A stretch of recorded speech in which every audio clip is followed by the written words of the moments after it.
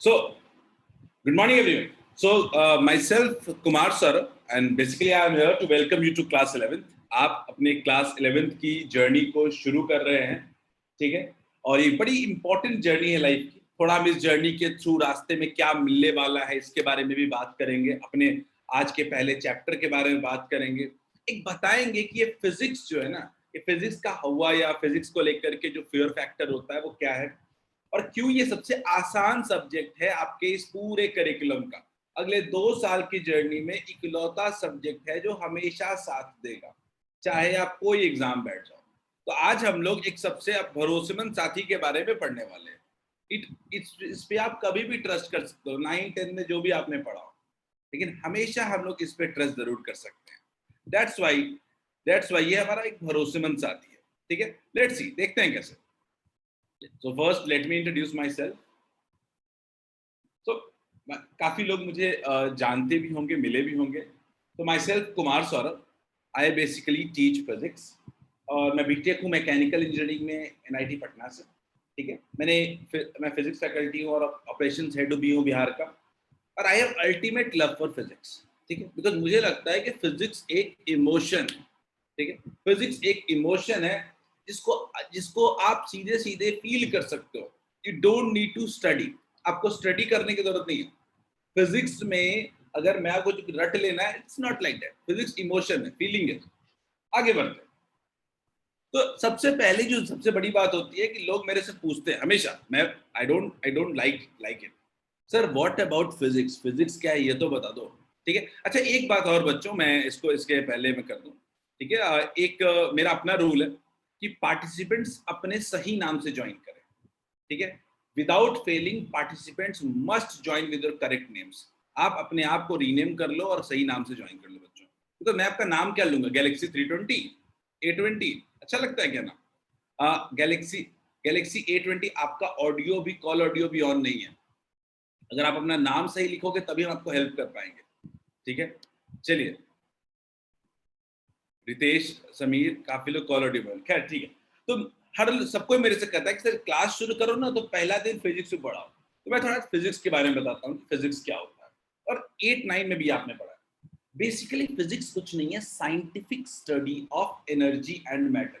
अगर मैं बताऊं ये, अगर इसके बारे में मेनली, तो ये basically study of matter and energy है, मैटर एंड एनर्जी है। और अगर इसको इसका इसका अगर मैं मीनिंग के देखने और पूरे इसका लैंग्वेज देखूं, तो it is the branch of science concerned with the nature and properties of matter and energy. मैं अगर इसको और सिंपल कर दूं तो ये नेचर और उसकी प्रॉपर्टीज के बारे में बात करता है। ये जितने भी एनर्जीज इन्वॉल्व है उसके तरफ बात करता है। तो बेसिकली अगर फिजिक्स को study of matter and energy कहते हैं तो काफी होगा इसके लिए, ठीक है। हर चीज में फिजिक्स है, हर चीज में फिजिक्स है। मान लीजिए ये इसका लेंथ है, लेंथ भी इसका एक फिजिक्स है, ठीक है। इसका लेंथ भी एक फिजिक्स है। मान लीजिए चल रहा है, कितनी एनर्जी है इसके पास, ये भी इसका फिजिक्स है। तो फिजिक्स बेसिकली हर मैटर और एनर्जी के इन्वॉल्वमेंट को हम लोग कहते हैं। और ये 9th से हम लोग पढ़ते हैं, physics study of matter and energy. Let's go beyond that कि आपको क्या पढ़ना है, आपको फिजिक्स क्या पढ़ना है। तो आप देखोगे आपको फिजिक्स, जितना भी फिजिक्स का पोर्शन है जो एडवांस लेवल पे स्टडी है, हर फिजिक्स को छोटे छोटे पार्ट्स में आपको पढ़ना होगा। यानी कोशिश की जाती है कि 12th लेवल पे आपसे फिजिक्स की कोई चीज ना बचे। तो मैं एक बार आपको फिजिक्स के सिलेबस के थ्रू गो थ्रू करवाऊंगा और आपको दिखाऊंगा कि कैसे आपको कुछ नया नहीं पढ़ना है। देखते हैं, लेट्स सी। मैं आपको क्लास 11th के सिलेबस की तरफ लेके जा रहा हूं और बच्चों ध्यान से देखना, यहीं से इंटरेस्ट डेवलप होगा। मैं देखो क्लास 11th का सिलेबस फिजिक्स का देखो। फिजिक्स का क्लास 11th का सिलेबस शुरू होता है बेसिक मैथमेटिकल स्किल्स। आप बोलोगे सर आशीष सर यही पढ़ाए, कल इनइक्वालिटी सर ने पढ़ाया। दूसरा बोलोगे सर सुनील सर की क्लास यही लगी है। और तीसरा बोलोगे सर आप भी पढ़ाओगे। बिल्कुल, यही पूरे साल का बेस है, बेसिक मैथमेटिकल स्किल्स। इसमें से पोर्शंस क्या क्या है? यूनिट्स एंड डायमेंशन, जो मैं पढ़ाऊंगा अभी, और साथ साथ आपका ये वेक्टर्स भी मैं पढ़ाऊंगा 2 चैप्टर, और तीसरा कैलकुलस, जो अभी सुनील सर जब पढ़ाएंगे तो उसमें इसको लेके जाएंगे मैथमेटिकल। दूसरा आता है हमारा यूनिट 2 एंड यूनिट 3, जिसको कहते हैं मैकेनिक्स। इसको प्रॉपरली एक ही मैकेनिक्स कहते हैं।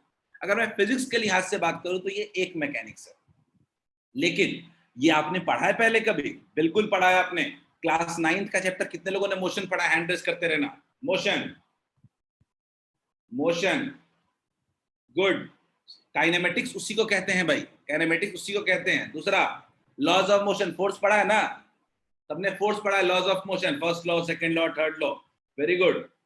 8th में फ्रिक्शन पढ़ा है आपने, एक्सेलेंट, सब तो पढ़ रखा है।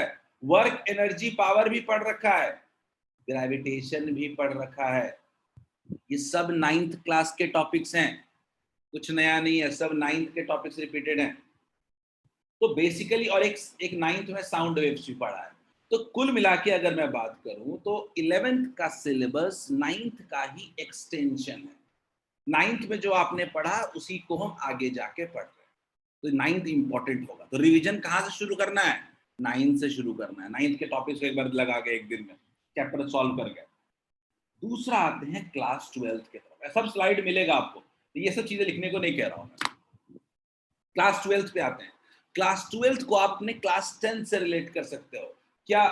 अभी हमने इलेक्ट्रिसिटी नहीं पढ़े थे क्या? स्पेलिंग गलत है, ये ली होगा, ठीक है। इलेक्ट्रिसिटी पढ़ा था हमने। तो पहला यूनिट जो है, वो पहला यूनिट बात करता है चार्ज के बारे में, वो भी हमने बेसिक पढ़ा है, चार्ज। और दूसरा यूनिट, दूसरा फ्लो करता है, फ्लो ऑफ चार्ज के बारे में बात करता है, फ्लो ऑफ चार्ज, ठीक। अगला यूनिट देखते हैं, मैग्नेटिज्म। ये भी पढ़ रखा है भाई, 10th में मैग्नेटिज्म पढ़ा है आपने। इलेक्ट्रोमैग्नेटिक इंडक्शन भी आपने पढ़ा है। लाइट, रे ऑप्टिक्स का मतलब होता है लाइट, ये भी क्लास 10th में पढ़ रखे हो, ठीक है। केमिस्ट्री में आपने एटॉमिक स्ट्रक्चर भी पढ़ रखा है, रदरफोर्ड मॉडल 9th में पढ़ा है ना? कितने लोगों ने पढ़ा है बता दो जल्दी से। Rutherford model, Thomson's model, at least hand raise कर दो कुछ तो। भाई बताना चाहता हूं कुछ नया नहीं है जीवन में। चलो, सबके हाथ हैंड रेज हो गए, मतलब आज के बाद याद रखना है कि भले ही साल नया है, चीजें सब वही है, उसी को एक्सटेंड करना है। तो पढ़ाई नई नहीं है, पढ़ाई पुराने का ही एक्सटेंशन है, ठीक। चलो, सबके अब हैंड रेज कर लो, खत्म कर लो। थोड़ा सा हम आपको एक और एनालिसिस की तरफ लेके जाना चाहते हैं, क्योंकि आपके अंदर का डर फिजिक्स को लेके खत्म होना बहुत जरूरी है, और फिजिक्स का एक सच्चा पिक्चर आपके पास होना चाहिए, ठीक है। तो let's look at two of the broad exams, ठीक है। दो बड़े एग्जाम्स की तरफ मैं आपको नजर आना चाहता हूं। एक एग्जाम जो बात करते हो जेई मेंस, और दूसरा बात करते हो नीट, तीसरा एग्जाम होता है बोर्ड्स। 3 एग्जाम होते हैं। तो मैं सबसे पहले जेई मेंस की बात करता हूँ, ठीक है। जेई मेंस का अगर आप पूरा देखो तो मैंने पूरा पेपर वाइज एनालिसिस किया।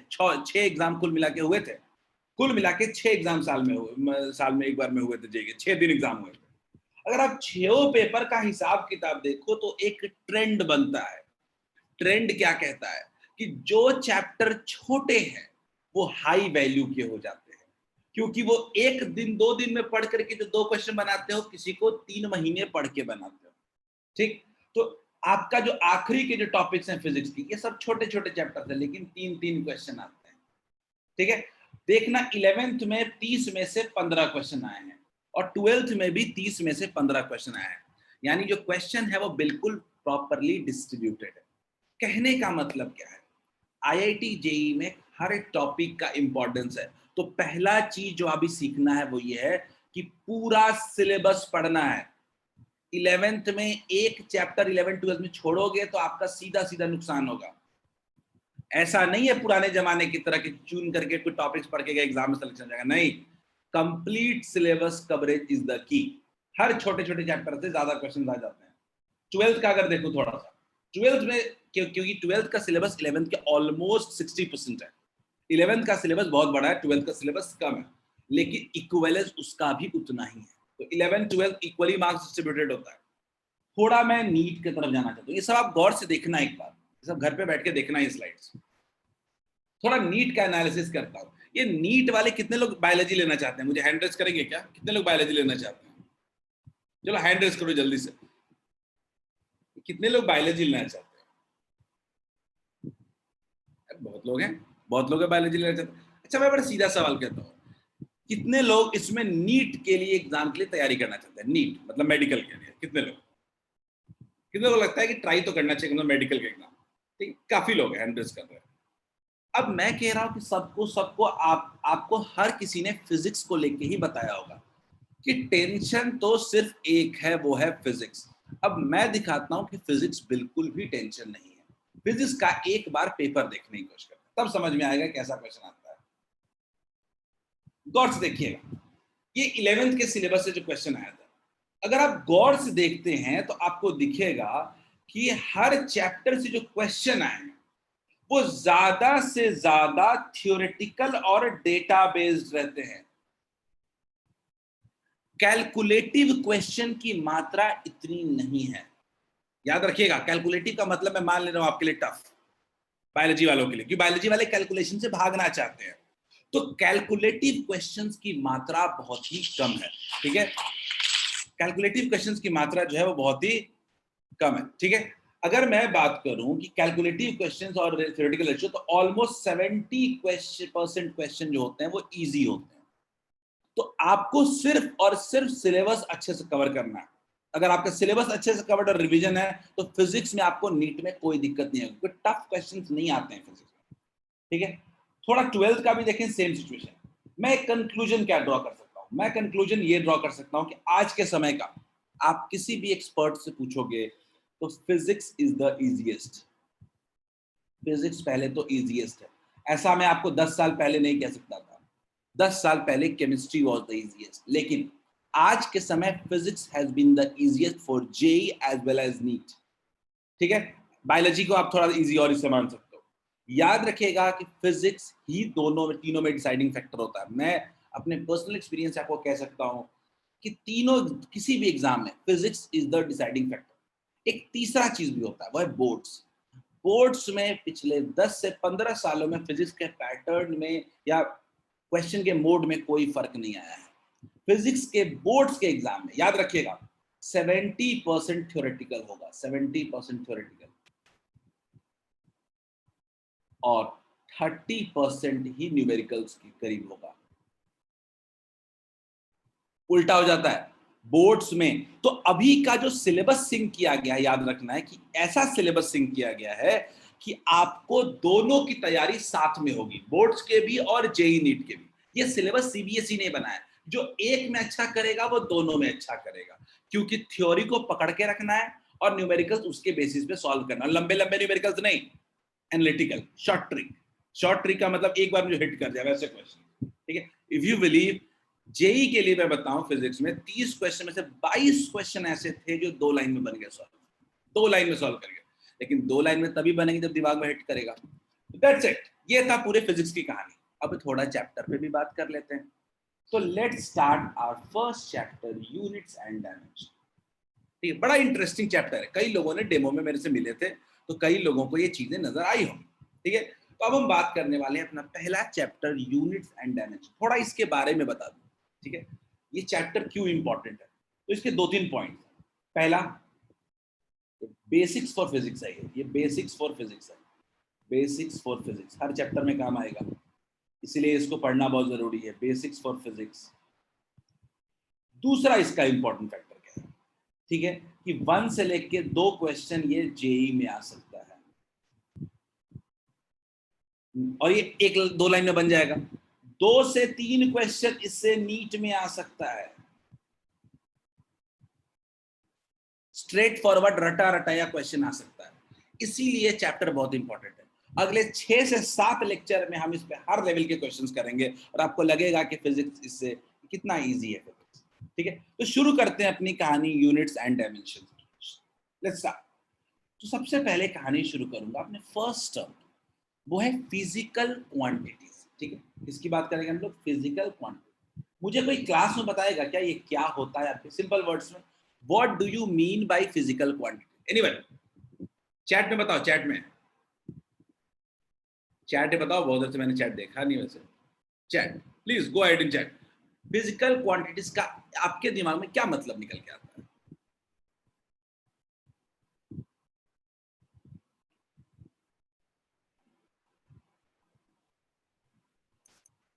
एनीवन, फिजिकल क्वांटिटीज एक शब्द है, इसका क्या मतलब निकल के आता है? Those quantities which can be measured is Shreyans, excellent. Shreyansh ने कहा कि those quantities which can be measured. ठीक है, मैं आपको एक सिंपल टर्म्स में शेप साइज एंड मेजरमेंट हो जिसके पास, बिल्कुल सही उज्जवल, ये भी कह सकते हो आप, बिल्कुल कह सकते हो। कोई और पहले quantities that can be measured, Ayush, very good, same चीज श्रेयांश ने भी कहा। ठीक है, तो अभी तक जो आपने बोला फिजिकल क्वांटिटी, वो वर्ड्स में अगर कहूं तो आपने बोला कि quantities which can be measured. ठीक है, ऐसी क्वांटिटीज को मेजर कर सकते हैं। अब एक एक करके मैं नाम लेता हूं, बताओ। Love, can you measure it? कोई है क्या लव मीटर? एनीवन? किसी के पास है तो बता देना, नहीं है लव को मेजर नहीं कर सकते। Emotions, can you measure it? नहीं ऋषभ, इस पे करेक्ट करूंगा मैं आपको थोड़ी देर बाद। ठीक है, एनीवन? इमोशंस मेजर कर सकते हो क्या? नहीं। ठीक है, हैप्पीनेस, सैडनेस, इन सब चीजों को आप मेजर नहीं कर सकते हो। लेकिन मास, लेंथ, टाइम, क्या इन सब चीजों को मेजर कर सकते हैं क्या? वेट, फोर्स, इन सब चीजों को हम मेजर कर सकते हैं। That's why they are called as physical quantity. तो अगर सिंपल वर्ड्स में डेफिनेशन को लिखता, मैं चाहूंगा कोई खाली हाथ ना बैठे। क्लास में समय 1.5 घंटा दे रहे हो, इसके बाद सिर्फ इस पे बेस्ट क्वेश्चन बनाने के लिए होना चाहिए। सब लोग 1 मिनट के अंदर अपनी कॉपीज अरेंज कर लो, सब साथ साथ लिखते चलेंगे और क्वेश्चन भी बनाते चलेंगे। ठीक है, कोई सुनो मत, कोई फायदा नहीं होगा, भजन है, फिर सिर्फ भजन है और कुछ नहीं है। ठीक है, तो मैं आपको लिखने का भी पूरा टाइम दूंगा, और क्लास की ऑनलाइन क्लास में, मेरे क्लास में सिंपल याद रखना कि लिखना भी है। तो फिजिकल क्वांटिटीज की बात करते हैं। तो the quantities which can be measured and are used to describe laws of physics are said to be physical quantity। मतलब ऐसी कोई भी क्वांटिटी जिसको हम लोग मेजर कर सकते हैं और फिजिक्स के लॉज को डिफाइन करने के लिए डिफरेंट पॉइंट पे यूज होता है, that are called physical quantities. Clear है? अब किसी भी फिजिकल क्वांटिटी के क्या कंपोनेंट्स होते हैं, कैसे लिखते हैं उसको? तो याद रखिएगा, किसी भी फिजिकल क्वांटिटी की, अगर किसी भी क्वांटिटी की मैं बात करूं, तो उस क्वांटिटी में 2 इंपॉर्टेंट एस्पेक्ट्स होते हैं, एन और यू। ठीक है, ये एन क्या होता है समझने की कोशिश करते हैं। एन होता है क्वांटिटी और यू होता है यूनिट। किसी भी फिजिकल क्वांटिटी के 2 मेजर कंपोनेंट्स होते हैं, क्वांटिटी और यूनिट। एग्जांपल लेता हूं 10 मीटर। 10 मीटर में हमारा एन क्या है? 10 मीटर में हमारा एन क्या है? 10। और मीटर क्या है हमारा? यूनिट। तो किसी भी फिजिकल क्वांटिटी के 2 मेजर कंपोनेंट्स होते हैं, एक होता है एन और दूसरा होता है यूनिट्स। क्लियर? N you. याद रखना कि मान लीजिए मैंने इसको मेजर किया, क्वांटिटी मेजर किया, किस फॉर्म में? एन यू के फॉर्म में। मान लीजिए हमने मेजर किया quantity equals to n u. Clear? लेकिन क्या यूनिट बदलेंगे तो इसका लेंथ बदल जाएगा क्या? क्या इसका यूनिट बदलेंगे तो लेंथ बदलेगा क्या? नहीं।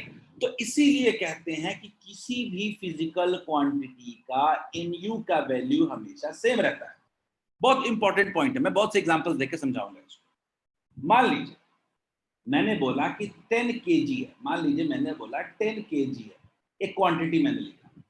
अगर मैं इसको ग्राम में लिखने जाऊं तो ग्राम में कितना हो जाएगा? आपको सबको पता है, 1000 से मल्टीप्लाई कर देंगे, कितना हो जाएगा? ग्राम। गौर से देखिएगा इसमें मैंने बोला कि एनयू हमेशा कांस्टेंट रहता है। एनयू कांस्टेंट रहता है तो ये मेरा N1 है शुरुआत में, और ये मेरा U1 है। ये मेरा क्या है? N2 है, और ये मेरा क्या है? U2 है। मतलब कि अगर हमेशा N इंटू यू कॉन्स्टेंट रहेगा, तो अगर आपको भी पता है कि N इंटू यू अगर कांस्टेंट है, तो अगर एक को बढ़ाएंगे तो दूसरा घटेगा, दूसरे को बढ़ाएंगे तो पहला घटेगा। तो बहुत क्लियर है कि हमने यूनिट को क्या किया? केजी से ग्राम में कर दिया है, यूनिट को हमने डिक्रीज कर दिया, तो नंबर्स भी क्या हो गए? इंक्रीज कर गए। क्लियर है? ये बचपन से जानते हैं, किसी चीज का यूनिट घटाओगे तो नंबर बढ़ जाएगा, यूनिट बढ़ाओगे तो नंबर घट जाएगा। सब लोग एटलीस्ट इतना एग्जांपल लिख लीजिए, मैं अगले स्लाइड में और एग्जांपल्स देके इसको समझाने की कोशिश करूंगा। I am giving you 1 minute, note it down. Copy में एकदम बढ़िया से लिखने की आदत डालोगे, सिर्फ सुनने से क्या ही फायदा है। और जो छूटा बड़ा होगा उसके स्लाइड दूंगा ही। क्या होता है जब कॉपी लेके बैठते हैं तो हमारी अटेंटिवनेस बढ़ जाती है। You will waiting for a minute, आप लिख लो जल्दी से, देन विल कंटिन्यू। और मैं और इसके और भी एग्जांपल्स देके आपको समझाऊंगा फिजिकल में।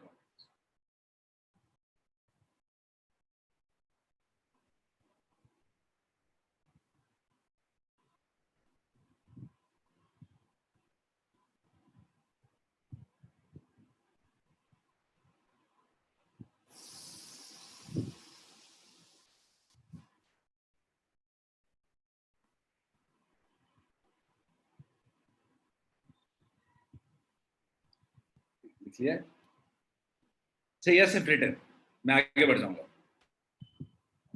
अच्छा वेट, ठीक है, जो वेट कर रहा हूँ, लिख लो। नो वरीज, समझते रहे, लिखते भी रहे। डन, रौनक, वेरी गुड।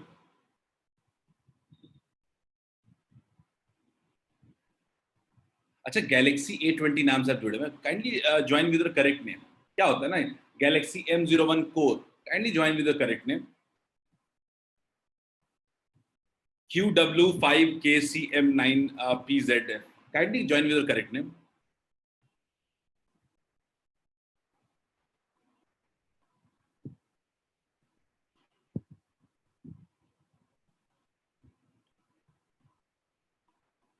लिख लिया सबने? Very good, very good. Ujjwal, I think, I hope लिख लिया होगा आपने। ठीक है, अब आगे से थोड़ा पेस मेंटेन करके चलेंगे हम लोग। पहला स्लाइड था, चलिए अब मैं थोड़ा आगे बढ़ता हूँ। अब आगे क्या बढ़ते हैं, तो एग्जाम्पल देखते हैं थोड़ा। मैं एग्जाम्पल लेता हूँ। मान लीजिए हमने लिया कि 1 मिलीलीटर, 1 मिलीलीटर। मान लीजिए हमारे पास एक क्वांटिटी है 1 मिलीलीटर। अब मैं क्या चाहता हूँ, 1 मिलीलीटर को मैं लिखूं, 1 मिलीलीटर को मैं लिखूं लीटर में लिखूं। तो मुझे लगता है पूरा क्लास इस बात से एग्री करेगा कि 1 मिलीलीटर इक्वल्स टू क्या होगा, 0.001 लीटर। सही बात, सही बात है, 1000 से डिवाइड कर देंगे। अब मेरे लिए इंपॉर्टेंट पॉइंट, मेरे लिए इंपॉर्टेंट है, मेरे लिए इंपॉर्टेंट है यूनिट। यूनिट क्या हो रहा है, मिलीलीटर से लीटर में जा रहा है। तो यूनिट क्या हो रहा है, इंक्रीज कर रहा है क्या? आप बताओ, क्या यूनिट इंक्रीज कर रहा है क्या? लेकिन साथ साथ हमारा नंबर, अगर आप हमारे नंबर को देखते हैं तो ये 1 से कहां गया है, ये 1 से कहां गया है हमारा, 0.01, ये डिक्रीज कर गया है।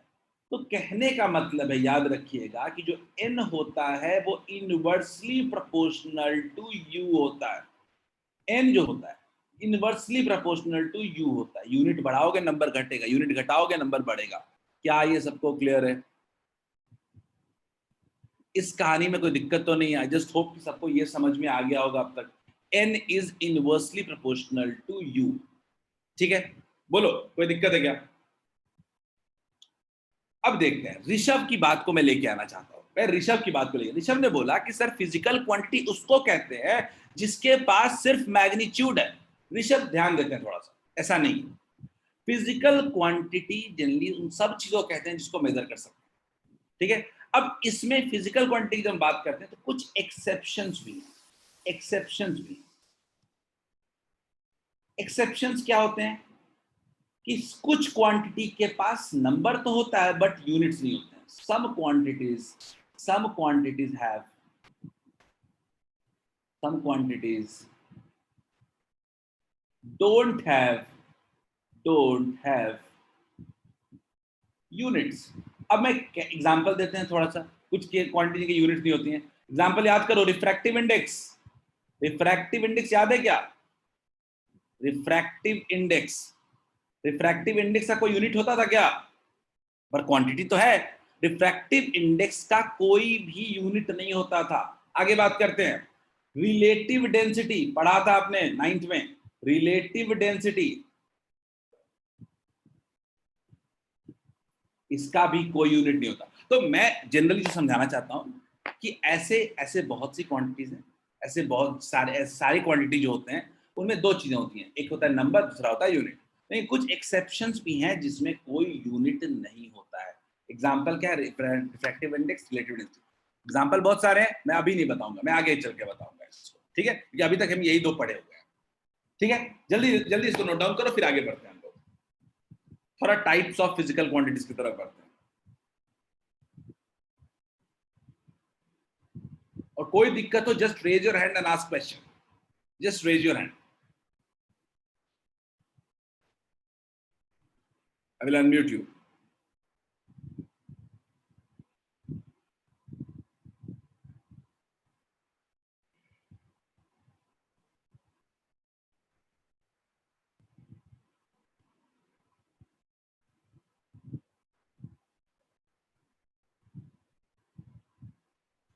nothing more to write.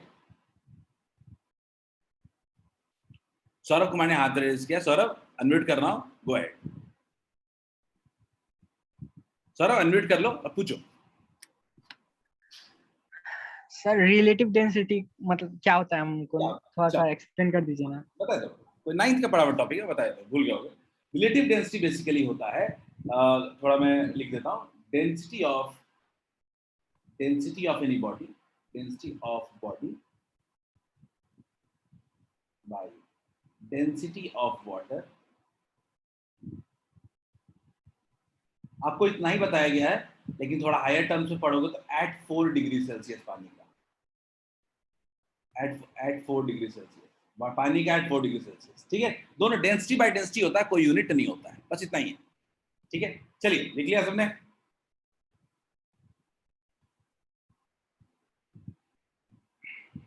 चलिए आगे बढ़ते हैं। अब बात करते हैं फिजिकल क्वांटिटी के टाइप्स में, टाइप्स ऑफ फिजिकल क्वांटिटीज के बारे में बात करते हैं। तो फिजिकल क्वांटिटी के टाइप की बात करें तो बेसिकली दो ब्रॉड टाइप्स हैं। एक टाइप हमारा है स्केलर क्वांटिटी, एक टाइप हमारा है स्केलर क्वांटिटी और दूसरा है वेक्टर क्वांटिटी। एक तीसरा टाइप ऑफ क्वांटिटी भी है, पर वो हमारे सिलेबस में नहीं है। मैं इसको भी मैं ऐड कर दूंगा। अब सोचो 11 12 के सिलेबस में नहीं है तो उसको पढ़ के कोई फायदा नहीं है, लेकिन फिर भी नाम के लिए तो याद ही रखना। टेंसर थोड़ा ट्रिकी है, टेंसर, इसके बारे में बात करेंगे। तो बेसिकली दो broad type of physical quantity, एक है स्केलर, दूसरा है वेक्टर। ठीक है, अब ये स्केलर क्या होता है समझने की कोशिश करें। तो ऐसी क्वांटिटी, मैं सिंपल बताऊं, ऐसी क्वांटिटी जिसके पास सिर्फ मैग्नीट्यूड हो, जिसके पास सिर्फ मैग्नीट्यूड हो और कोई डायरेक्शन नहीं, only magnitude and no direction. ठीक है, एंड फॉलो एल्जेब्रिक एडिशन, बड़ा इंपॉर्टेंट है, तीसरा वाला पॉइंट बहुत इंपॉर्टेंट है। ऐसी क्वांटिटी जिसके पास सिर्फ मैग्नीट्यूड और कोई डायरेक्शन नहीं। और तीसरा क्या होता है कि फॉलो एल्जेब्रिक एडिशन। अभी मैं अगर, क्योंकि एक चैप्टर हम बाद में जाके पढ़ते हैं वेक्टर क्वांटिटी, तो अभी अगर सिंपल वर्ड्स में समझाऊं कि इसका मतलब क्या है, तो दो चीजों को अगर मान लीजिए कि x क्वांटिटी और y क्वांटिटी को हम ऐड कर रहे हैं, तो भी सिंपल हम लिख सकते हैं z। कभी भी ऐड करने के लिए हम ये नहीं पूछते हैं कि x और y के बीच का एंगल क्या है।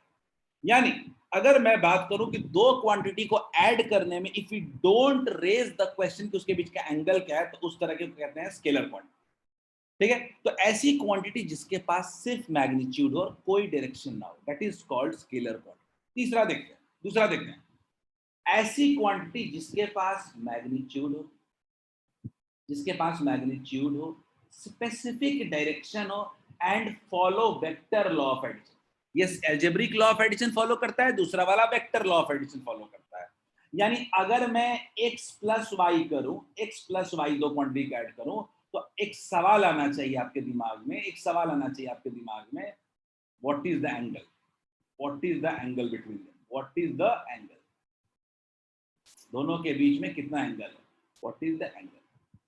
ठीक है, अगर ऐसा एडिशन हो रहा हो, दैट इज कॉल्ड हम लोग कहते हैं वेक्टर एडिशन। खैर, एक सवाल हर्ष का पूछा गया, हर्ष ये मैग्नीट्यूड क्या है। हर्ष किसी भी क्वांटिटी के स्ट्रेंथ को, क्वांटिटी जो n रिप्रेजेंट करते थे Harsh, that is called, that we can term to as magnitude, strength किसी भी चीज का। ठीक है, जो हम लोग क्वांटिटी, किसी भी क्वांटिटी को हम लोग लिखते थे n इंटू यू, तो ये जो n होता है यही इसका मैग्नीट्यूड होता है। क्लियर है क्या? n क्या होता है, इसका मैग्नीट्यूड होता है, इसका स्ट्रेंथ होता है। हर्ष क्लियर है? ठीक है, तो एक बार जल्दी से मैं रिकॉल कर देता हूं।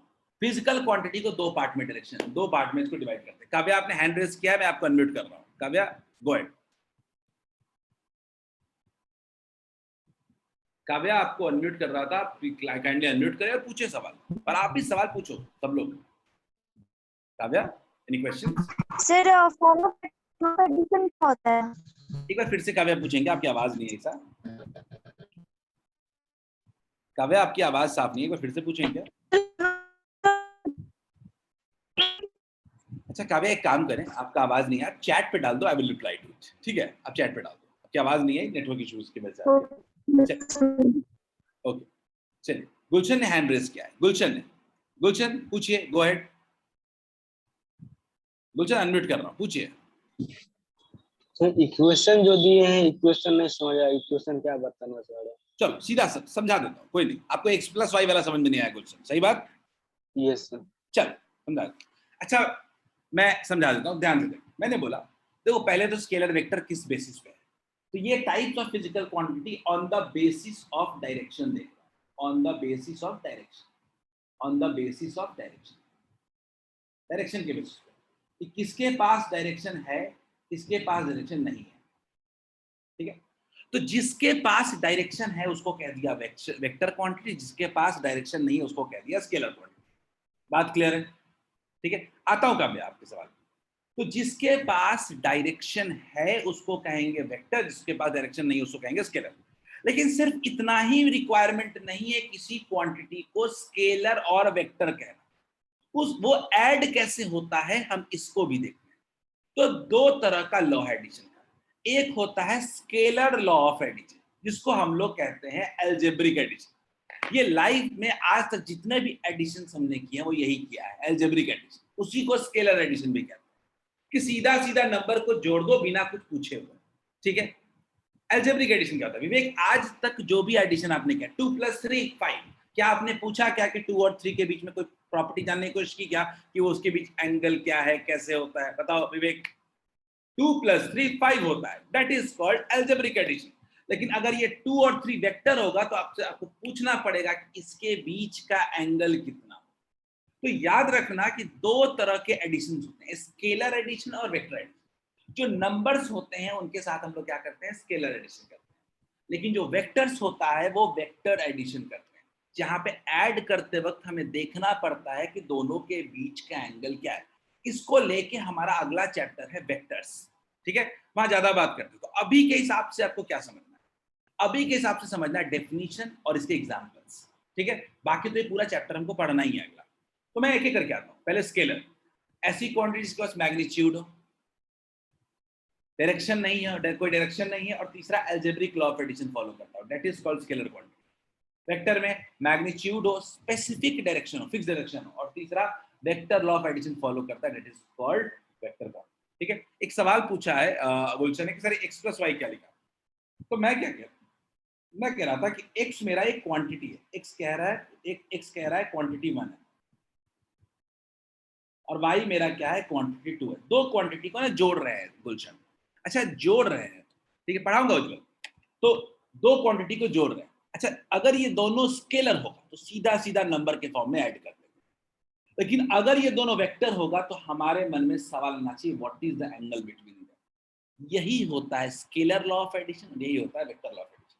ठीक है, एक तीसरा क्वांटिटी है टेंसर, जो उज्जवल ने बोला कि सर ये भी बता दीजिए, ये टेंसर क्या होता है। टेंसर के बारे में अगर सीधा सीधा समझाऊंगा तो ऐसी क्वांटिटी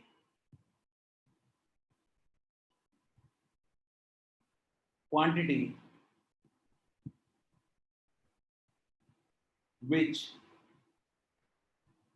changes with position। याद रखिएगा, ये वो क्वांटिटीज हैं जिसको ना हम स्केलर कह पाए ना वेक्टर कह पाए, that were called as tensor quantity. और अभी आपको सारे क्वांटिटी जो होते हैं वो सिर्फ स्केलर और वेक्टर के फॉर्म में पढ़ने होते हैं। लेकिन अगर आप टेंसर के बारे में जानो तो टेंसर बेसिकली उन क्वांटिटीज को कहते हैं जो पोजीशन के साथ चेंज करते हैं। इसका बड़ा एग्जांपल आपको क्लास 11 में पढ़ना है, वो है स्ट्रेस। स्ट्रेस को हम लोग टेंसर क्वांटिटी कहते हैं, स्ट्रेस। ठीक है, इवन प्रेशर को भी हम लोग टेंसर क्वांटिटी कहते हैं। लेकिन आज तक आप प्रेशर के बारे में क्या पढ़ के आए हो, स्केलर क्वांटिटी। क्योंकि आपको टेंसर पढ़ना नहीं है तो हर जगह आपको स्केलर या वेक्टर के टर्म्स में चीजें दी जाएंगी। एक काम करते हैं, अब स्केलर वेक्टर के जो भी डाउट होंगे वो हम लोग एग्जांपल्स के थ्रू समझने की कोशिश करेंगे। जल्दी से इसको लिख लो, फिर एग्जांपल्स देखते हैं। एग्जांपल्स देखेंगे और आप बताना कि स्केलर है या वेक्टर, और मैं एक्सप्लेन करूँ। ठीक है, चलिए ठीक है, शुरू करते हैं कहानी। आई होप आपने लिख लिया होगा। अभी तक हमने फिजिकल क्वांटिटी के टाइप्स पढ़े on the basis of direction. दो है, स्केलर और वेक्टर है, ब्रॉड टाइप्स है। स्केलर मतलब विदाउट डायरेक्शन, वेक्टर मतलब विद डायरेक्शन। ठीक है, चलिए आगे बढ़ो।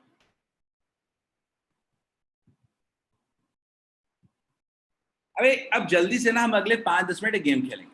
आपको बताना है कि स्केलर है कि वेक्टर है। मैं टर्म का नाम लूंगा। पहला टर्म डिस्टेंस, बताओ क्या लिखें स्केलर या वेक्टर में? डिस्टेंस। 9th के जितने 9 10th के जितने पढ़े हुए सबको स्केलर वेक्टर में कैटेगराइज कर लो। डिस्टेंस। विवेक सिंह स्केलर, कल्याणी ने हैंड रेज किया है, सॉरी काव्या ने। काव्या अनम्यूट कर रहा हूं, काव्या बोलिए। पूरा क्लास स्केलर। स्केलर, ठीक है। अब चैट में बता दो काव्या, ठीक है, क्योंकि हम लोग क्वेश्चन पूछने के लिए सिर्फ यूज कर लेते हैं। तो डिस्टेंस क्या है? Scalar quantity. चलिए डिस्प्लेसमेंट, डिस्प्लेसमेंट जल्दी, अब जल्दी जल्दी बताओ। एस और वी लिख के बताओ ना, इतना क्या दिमाग लगा। ठीक है, displacement vector, very good. Displacement हमारा वेक्टर क्वांटिटी है। स्पीड, स्पीड जल्दी जल्दी, स्पीड, वेरी गुड। पूरा क्लास पे स्केलर बोल रहा है, स्पीड। ठीक, वेलोसिटी, जल्दी सब रिस्पॉन्ड करो, मजा आएगा क्लास में, समझ में आएगा तो जवाब दोगे तभी तो। वेलोसिटी। एक्सेलरेशन, एक्सेलरेशन बताइए।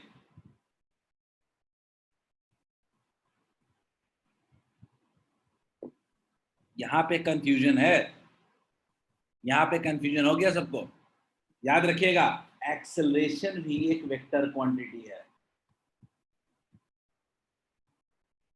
एक्सेलरेशन भी एक वेक्टर क्वांटिटी है। चलिए बताइए, फोर्स, फोर्स, फोर्स के बारे में विवेक स्केलर कह रहे हो? नहीं विवेक, फोर्स के पास डायरेक्शन होता है। Force is a vector quantity. Momentum, चलो अब मोमेंटम बताओ सब लोग। मोमेंटम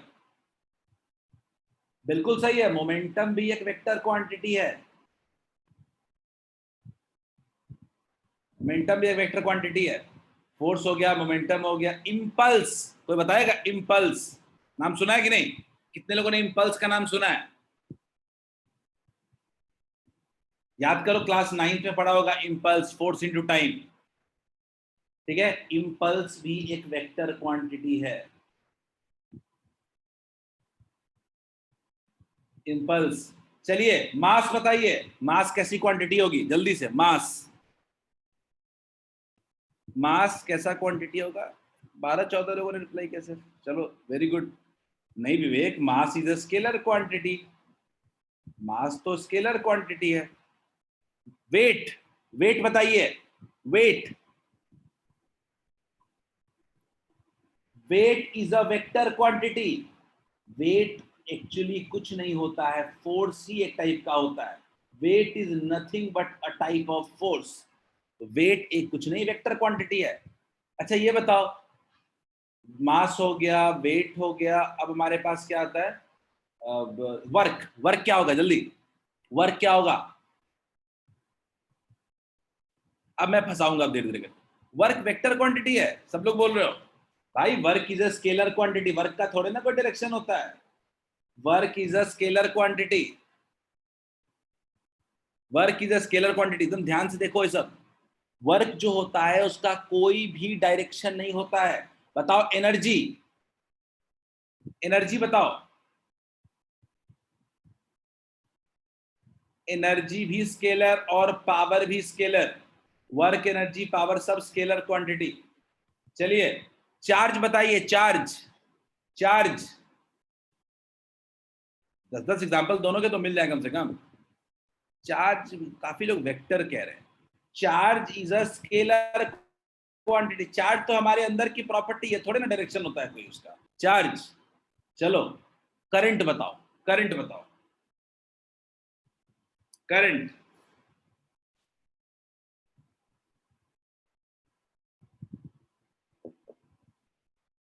यहां पे मेजॉरिटी लोग करंट को लेके वेक्टर क्वांटिटी कह रहे हैं, लेकिन यहीं पे एक इंपॉर्टेंट या याद रखने वाली चीज होती है, करंट भी एक स्केलर क्वांटिटी, करंट भी एक स्केलर क्वांटिटी। इसके बारे में हम बात करते हैं क्यों स्केलर क्वांटिटी। ठीक है, बताओ डेंसिटी, डेंसिटी कैसी क्वांटिटी है? Density scalar, very good, density is a scalar quantity, density is a scalar quantity. चलो लास्ट बताओ एरिया, एरिया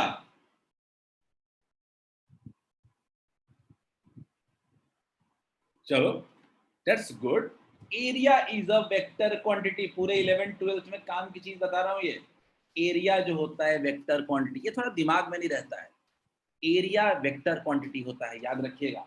और एरिया का जो डायरेक्शन होता है वो उस सरफेस के ठीक परपेंडिकुलर होता है। एग्जांपल लो, ये मेरा एरिया है, ये एरिया होता है, डायरेक्शन क्या होता है? ठीक इसके परपेंडिकुलर। क्लियर है?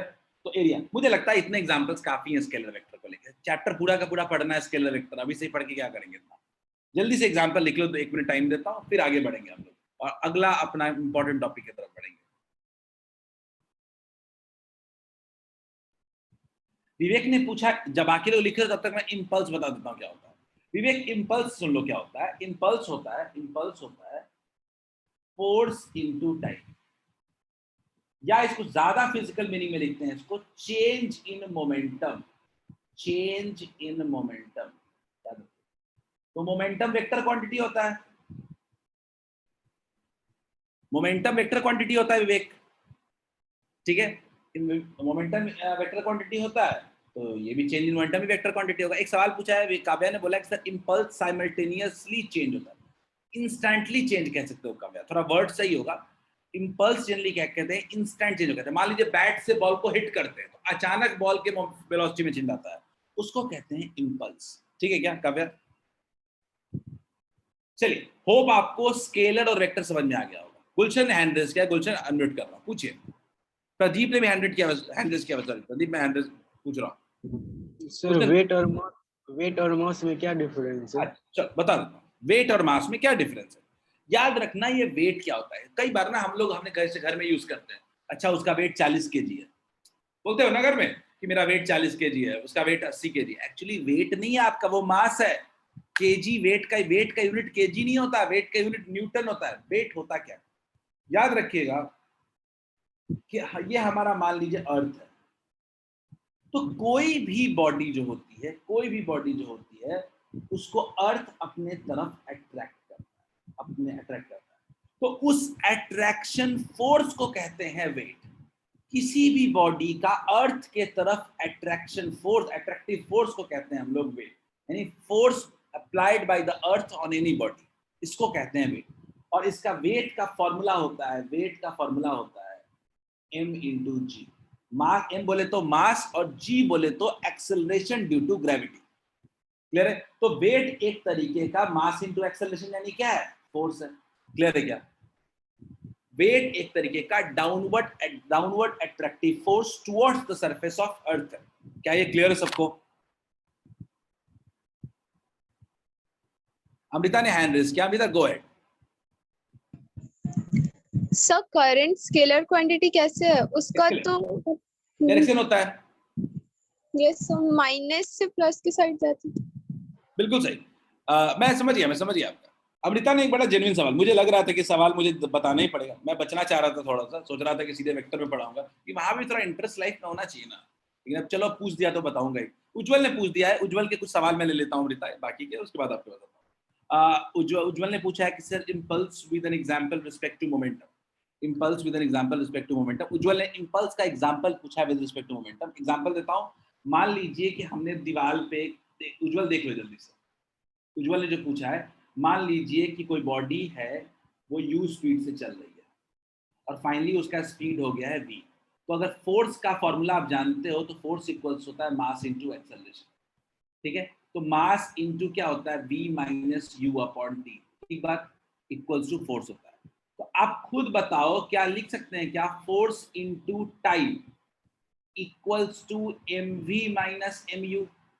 इसको क्यों ना कह दें हम लोग चेंज इन मोमेंटम, क्या इसको चेंज इन मोमेंटम कह सकते हैं क्या? बोलिए उज्जवल, क्या आपका डाउट क्लियर हो गया? क्या इंपल्स का एग्जांपल मोमेंटम के रिस्पेक्ट में? सचिन ने पूछा है बोला है ग्रेविटेशनल फोर्स। सचिन, मुझे लगता है कि आप कहना चाहते थे कि weight is nothing but a gravitational force applied by the earth, सही है क्या Sachin? If I am understanding your point correctly, ठीक है, सचिन कुमार ने बोला था ये, ठीक है। अच्छा, हर्ष ने पूछा कि सर मास रिमेन सेम। हर्ष ने बिल्कुल सही पॉइंट बोला कि मास जो होता है वो कहीं भी चले जाओ चेंज नहीं होता, मास हमेशा सेम रहता है। बिल्कुल सही है, मास हमेशा सेम रहता है, लेकिन वेट हर जगह बदलता रहता है। मून पे चले जाओगे वेट क्या हो जाएगा? कम हो जाएगा। क्यों? क्योंकि अर्थ के साथ अट्रैक्शन कम हो जाएगा। क्लियर? स्पेस में आपका ग्रेविटी नहीं होता है, ठीक है। तो ये सबके सवाल थे। अब करंट वाला सवाल मैं लेके आता हूं, ठीक है। ऋषभ ने बोला है कि sir mass can never be zero. Rishabh, valid point है, mass can never be zero, लेकिन थोड़ा मैं इस पे डिसएग्री भी करता हूं। कुछ पार्टिकल्स ऐसे हमने आइडेंटिफाई किए हैं जो ऑलमोस्ट मासलेस होते हैं, ऑलमोस्ट मासलेस होता है। लाइट का पार्टिकल होता है एक फोटोन, जिसको हम लोग मासलेस मानते हैं। तो खैर इन सब चक्करों में नहीं पड़ते हैं, बिकॉज मास जीरो हम माने हैं वहां भी, है ना। चलो, एक स्टूडेंट का नाम समझ में नहीं आ रहा है, ठीक है, कोई बात नहीं, ठीक है। चलो मैं आता हूं, मैं आपको करंट वाला कंसेप्ट क्लियर करता हूं, ठीक है। करंट का जो डाउट पूछा है मैं क्लियर करता हूं, ये इंपॉर्टेंट डाउट है, ये इसके बिना हम आगे नहीं बढ़ सकते थे, मुझे यकीन था। देखते हैं और ये हमारे कॉन्सेप्ट को और क्लियर ही करेगा। तो मान लीजिए कि हमारे पास एक करंट है, करंट कैरी वायर है, 4 एम्पियर है,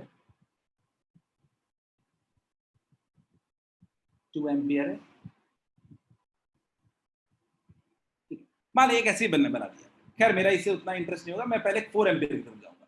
तो जो अमृता ने कहा था, मैं उस पॉइंट को लेके आता हूं। मुझे लगता है पूरा क्लास उनकी बात से एग्री करेगा कि 4 एम्पियर जो करंट दिख रहा है, इसके पास तो मैग्नीट्यूड है, बिल्कुल सही बात है, और इसके पास डायरेक्शन भी है।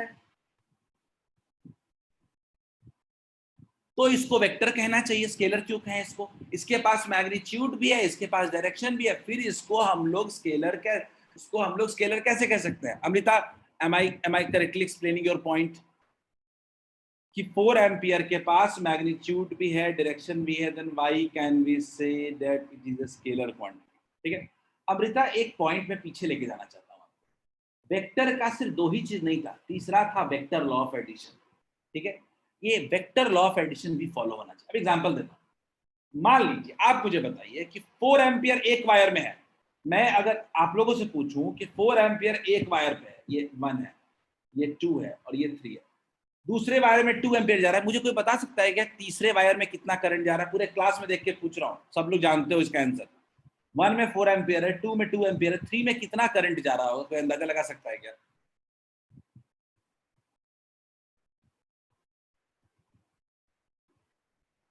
चलो मैं थोड़ा, बिल्कुल सही है, बिल्कुल सही है, मैं थोड़ा और ट्विस्ट, थोड़ा इसको और चेंज करता हूं। बिल्कुल सही है, बिल्कुल सही, मैं थोड़ा इसको और ट्विस्ट कर देता हूं। चलिए देखिएगा,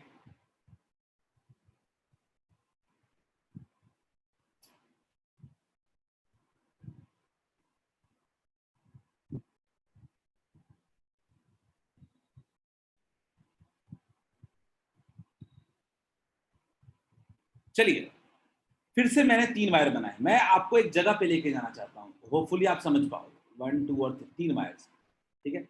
1 2 का आपने अपने करंट पता है, मुझे कोई बता सकता है इस केस में तीसरे में कितना करंट होगा? जल्दी से मुझे बताओगे क्या? सब लोग पूरा क्लास, डायरेक्शन देख के आप अंदाजा लगा सकते हो। पूरा क्लास एक ही बात कह रहा है, सर इसका 3 एम्पियर होगा। चलो मान लेंगे, लिया आपकी बात, इसका 3 एम्पियर होगा। यानी ऐसा तो नहीं कह रहा चाह रहे हो आप कि अच्छा 2 एम्पियर 3 एम्पियर मिलके 5 एम्पियर हो गया? बोलिए, क्या आप लोग यही तो नहीं कहना चाहते हो कि 2 ampere plus 3 ampere equals to क्या हो गया? 5 एम्पियर। ठीक बात, मुझे इससे कोई दिक्कत नहीं है। 2 ampere plus 3 ampere equals to क्या हो गया? 5 एम्पियर हो गया। लेकिन मान लीजिए मैंने थोड़ा कुछ तूफानी किया। तूफानी कैसे किया? तो मैंने क्या किया कि डायरेक्शन को चेंज कर दिया। ऐसे कर, मुझे बताइए कि अब कितना करंट होगा इसमें, अब बताइए मुझे कि कितना करंट होगा इस वायर में। सब लोग सोच के, पिछले केस में आपने बोला था 3 एम्पियर करंट होगा, अब कितना करंट होगा? पूरा क्लास कह रहे हो सेम, अभी भी 3 एम्पियर होगा। भाई जब करंट के डायरेक्शन पे डिपेंड कर रहा है क्या सम का, 5 एम्पियर बदल गया क्या डायरेक्शन चेंज होने से? नहीं हर्ष, हर्ष वायर में तो करंट उतना ही जाएगा ना, 10th में भी पढ़ा होगा, वायर का डायरेक्शन देखते थे क्या? कभी भी करंट के लिए वायर का डायरेक्शन थोड़ा ना देखते हैं। तो कहने का मेरा मतलब क्या था कि ये 2 एम्पियर और 3 एम्पियर को किसी भी डायरेक्शन में रख दें, किसी भी डायरेक्शन रख दें, मैग्नीट्यूड में बदल, टोटल सम में फर्क पड़ रहा है क्या? 2 + 3 हमेशा 5 ही हो रहा है। ये स्केलर की प्रॉपर्टी है, ये एल्जेब्रिक एडिशन फॉलो करता है, ये वेक्टर एडिशन फॉलो नहीं करता है। यही समझाना चाहता था कि ये जो क्वांटिटी है करंट, ये वेक्टर एडिशन फॉलो नहीं करता है, सिर्फ और सिर्फ स्केलर एडिशन फॉलो करता है। क्या क्लियर है सबको? कि दो, अच्छा 2 है 3 है, ऐसे सम कितना हो रहा है? 5 हो रहा है, ऐसे भी कर दे तो 5 ही हो रहा है, ऐसे भी कर दे तो 5 ही हो रहा है, तो एंगल का कोई फर्क है क्या? कोई फर्क ही नहीं है एंगल का। तो current is a scalar quantity. Rishabh ने हैंड रेज किया, ऋषभ अनम्यूट कर रहा हूं, चलो पूछो Rishabh. Sir sir class 10th में पढ़े थे क्या सर, जो करंट होता है उसका direction positive terminal to negative terminal ठीक होता है। बात, सही बात, सही बात। तो इसके लिए सर ये तो एक बात और बताओ ऋषभ, अनम्यूट रखना बस थोड़ी देर। अच्छा करंट का डायरेक्शन बिल्कुल डिपेंड नहीं करता कि वायर का डायरेक्शन क्या होगा। करंट कोई अपना फिक्स, मैं ऐसा कह सकता हूं क्या कि करंट के पास कोई अपना स्पेसिफिक डायरेक्शन नहीं होता है, जो वायर का डायरेक्शन होगा वही करंट का डायरेक्शन होगा। ऋषभ, यस सर, करंट के पास, करंट चलो फ्लो करता है पर किसी ना किसी वायर में तो फ्लो करता है। तो yes, अगर वायर का डायरेक्शन चेंज कर दोगे तो करंट का डायरेक्शन भी चेंज हो जाएगा क्या? नो सर, इसीलिए कह सकते हैं कि करंट के पास कोई अपना स्पेसिफिक डायरेक्शन नहीं होता है, वो वही होता है जो वायर का डायरेक्शन होता है। इसीलिए करंट को हम लोग स्केलर क्वांटिटी भी कह सकते हैं। दूसरा रीजन तो लॉ ऑफ एडिशन वाला है ही हमारे पास। ठीक है, आप बिल्कुल सही कह रहे हो कि करंट में हमने डायरेक्शन पढ़ा था, लेकिन वो वायर के अलोंग होता है, बस इतना ही है करंट। चलिए अब थोड़ा हम लोग आई थिंक आगे बढ़ते हैं। मुझे लगता है कि आपको स्केलर वेक्टर तो बेसिक क्लियर हो गया होगा। अब एक नए क्लासिफिकेशन की तरफ बढ़ते हैं, और ये बड़ा काम का है, जिस पे हमें सवाल करने हैं थोड़े से। ठीक है, तो फिजिकल क्वांटिटी को डिपेंडेंसी के बेसिस पे 2 पार्ट में डिवाइड किया गया, डायरेक्शन के बेसिस पे 2 पार्ट में किया गया और डिपेंडेंसी के बेसिस पे भी 2 पार्ट में डिवाइड किया। कैसा नाम, क्या नाम दिया हमने? एक नाम दिया हमने फंडामेंटल और बेस क्वांटिटी, और दूसरा नाम दिया हमने डिराइव्ड क्वांटिटीज। ठीक है, 2 पार्ट में डिवाइड किया। ये फंडामेंटल क्वांटिटीज किसको कहा है? हमने देखा कि कुछ ऐसे फिजिकल क्वांटिटीज हैं जो एक दूसरे से इंडिपेंडेंट, वो एक दूसरे पे डिपेंड नहीं करते, यानी इंडिपेंडेंट इन नेचर होते हैं। इन फिजिकल क्वांटिटीज को हमने नाम दिया फंडामेंटल क्वांटिटीज। क्लियर? इसको फंडामेंटल क्वांटिटीज कहा। लेकिन ये फंडामेंटल क्वांटिटीज किसने नाम दिया? तो एक संस्था है पूरे वर्ल्ड की जो यूनिट्स डिसाइड करती है, स्टैंडर्ड सिस्टम ऑफ यूनिट्स। इसी को आप लोग एसआई यूनिट के नाम से भी जानते हो। उसके नाम हर 5-5 साल पे बदलते रहते हैं, वो अलग बात है। इन जनरल वर्ड में हम लोग याद रखते हैं स्टैंडर्ड सिस्टम ऑफ यूनिट्स। ठीक है, और standard system of units he decide करता है कि कौन सी क्वांटिटी फंडामेंटल होगी और कौन सी क्वांटिटी डिराइव्ड होगी। तो मैं बात करता हूँ फंडामेंटल क्वांटिटी। तो फंडामेंटल क्वांटिटी क्या होता है? तो वो सारे फिजिकल क्वांटिटी जो एक दूसरे से इंडिपेंडेंट होते हैं, उनका एक दूसरे से कोई लेना देना नहीं है। एग्जाम्पल, अगर मैं बोलूं लेंथ और टाइम, क्या इन दोनों के बीच कोई रिलेशन है क्या? नहीं है। लेंथ और टाइम के बीच कोई रिलेशनशिप नहीं है। अगर मैं साथ में एक मास लेके चला हूं, मास, तो मास और टाइम का कोई रिलेशनशिप है क्या? कोई रिलेशनशिप नहीं है। अगला मैं मान लीजिए कि मोल लेके चला हूं, मोल, मोल पढ़ा होगा आपने, मोल के बारे में आपने पढ़ा होगा केमिस्ट्री में क्लास 9th में, मोल कॉन्सेप्ट। ठीक है, तो अब मोल और टाइम का कोई रिलेशनशिप है क्या? तो इस तरीके से हमने कुछ 7 फंडामेंटल क्वांटिटीज डिफाइन की। नंबर गलत दिखा दो, 7 फंडामेंटल क्वांटिटीज हमने डिफाइन की। ठीक है, और ये आज तक इसी 7 क्वांटिटीज को हम लोग फंडामेंटल क्वांटिटी जानते हैं, और आज के बाद कभी भी भूलना नहीं है इसको। ये आपके लाइफ का एक इंपॉर्टेंट पार्ट हो जाना चाहिए। 7 फंडामेंटल क्वांटिटी। ठीक है, तो सबसे पहले जल्दी से इसका डेफिनेशन लिख लो, फिर मैं सातों फंडामेंटल क्वांटिटी लिखवाता हूँ जल्दी से। These physical quantities are independent and do not depend upon other physical quantities. ठीक है, और अभी हमारा इंटरेस्टिंग पार्ट शुरू होगा जहां हम क्वेश्चंस करेंगे, और इसी पार्ट पे बेस्ड हमारा पूरा आगे का लेक्चर चलेगा, पूरा चैप्टर ऑलमोस्ट। अभी तक तो बेसिक्स है और जो पढ़ाया है अभी तक वो मुझे वेक्टर में पढ़ाना ही पड़ेगा, बाद में अभी बिल्कुल फ्रेश है। जल्दी लिख लो।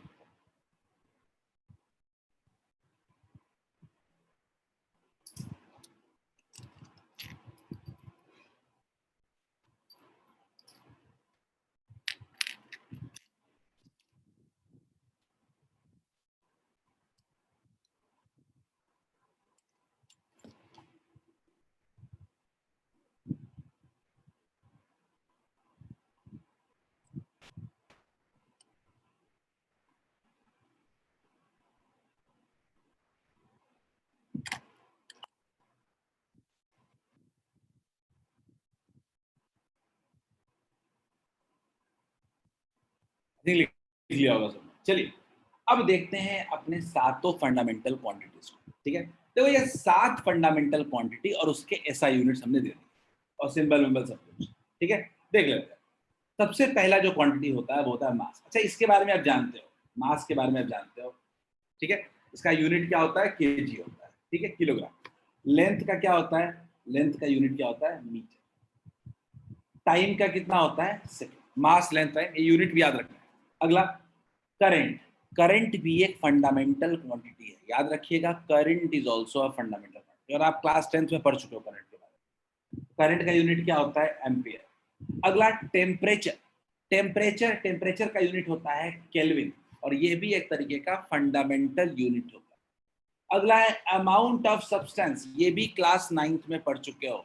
अमाउंट ऑफ सब्सटेंस को हम लोग मोल भी कहते हैं, मोल। क्लियर है? तो 6 फंडामेंटल क्वांटिटीज आप पहले पढ़ चुके हो और 11th में भी पढ़ना है। ये 7वां फंडामेंटल क्वांटिटी है, ये किसी काम का नहीं है, लेकिन दिमाग में रखना है, ये आपके सिलेबस में नहीं है। ये लाइट की इंटेंसिटी को मेजर करता है, याद रखिएगा। ये लाइट के इंटेंसिटी को मेजर करता है, ल्यूमिनस इंटेंसिटी। ठीक है, ल्यूमिनस इंटेंसिटी कहते हैं इसको। इसका यूनिट होता है कैंडेला। ये हमारे 12th तक के सिलेबस में कहीं भी नहीं आएगा। क्लियर है? ये ल्यूमिनस इंटेंसिटी, क्या क्लियर है? Mass, length, time, current, temperature, amount of substance, luminous intensity. ठीक है, ये मेरे 7 फंडामेंटल क्वांटिटीज हैं। जल्दी से इन 7 फंडामेंटल क्वांटिटीज को नोट डाउन कर लेते हैं।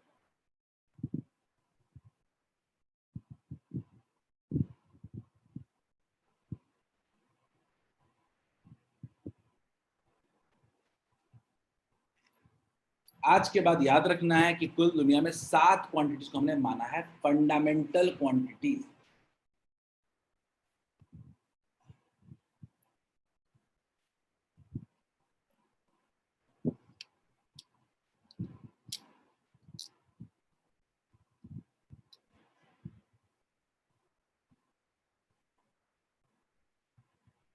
वैसे आपके डाउट्स अगर कुछ रह गए हो तो आप टेंशन मत लो, आखिरी के टाइम में भी अब टाइम देंगे आपको, आखिरी वक्त के 10 मिनट में, कि आप अपने डाउट्स पूछ सकते।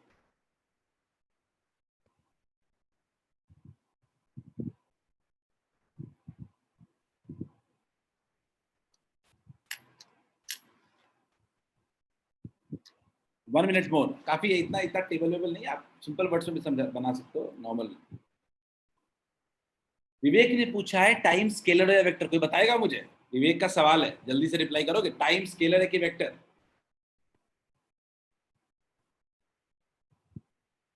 स्केलर है, ठीक है, स्केलर क्वांटिटी है। अच्छा, टाइम का कहाँ ही डायरेक्शन लेते हैं हम? Time scalar quantity. चलो हो गया, चलो सबने लिख लिया। विवेक ने हैंड रेज किया है। विवेक, चलो विवेक कुछ बोलना चाहता है, विवेक बोलो। कर दिया विवेक? हाँ बोलिए। सर ऐसे ही तो फंडामेंटल क्वांटिटी जो भी है वो स्केलर क्वांटिटी ही होगा, क्योंकि मास, लेंथ और करंट जितना भी है स्केलर क्वांटिटी में आ रहा है। देखो मैं विवेक, मैं क्या कह रहा हूँ ना कि वैसे तो आपकी बात सही है, क्योंकि प्रैक्टिकली ऐसा है, लेकिन ये कोई जरूरी नहीं है। ठीक है, दोनों अलग अलग बेसिस का ही क्लासिफिकेशन है। तो हम ये कहना गलत होगा कि होना ही चाहिए, है वो फैक्ट है। ये दो सब स्केलर है, ये फैक्ट है, ठीक है, ये होना ही चाहिए, मैं इस पे डिसएग्री करता हूँ, ठीक है विवेक। चलिए आगे बढ़ो। I think let's move to our सबसे इंटरेस्टिंग चीज, जहां से अपने को थोड़ा सा अपनी मेहनत करनी है अपने, वो है डिराइव्ड क्वांटिटी। देखो फंडामेंटल हमने कुल मिला के 7 क्वांटिटीज मान ली, ठीक है। अच्छा, एक काव्या ने एक सवाल पूछा, मैं उसको जवाब देता हूँ। ल्यूमिनस इंटेंसिटी क्या होता है कि लाइट की इंटेंसिटी को मेजर करने के लिए, याद रखना काव्या सत्यम, लाइट की इंटेंसिटी को मेजर करने के लिए एक नया हम यूनिट लेके आए थे, ल्यूमिनस इंटेंसिटी। लेकिन एक्चुअली में इसके बाद आफ्टर मल्टीपल डेवलपमेंट्स ये इंटेंसिटी का यूनिट अब नहीं यूज करते हैं, ऑलमोस्ट इसको बंद कर दिया।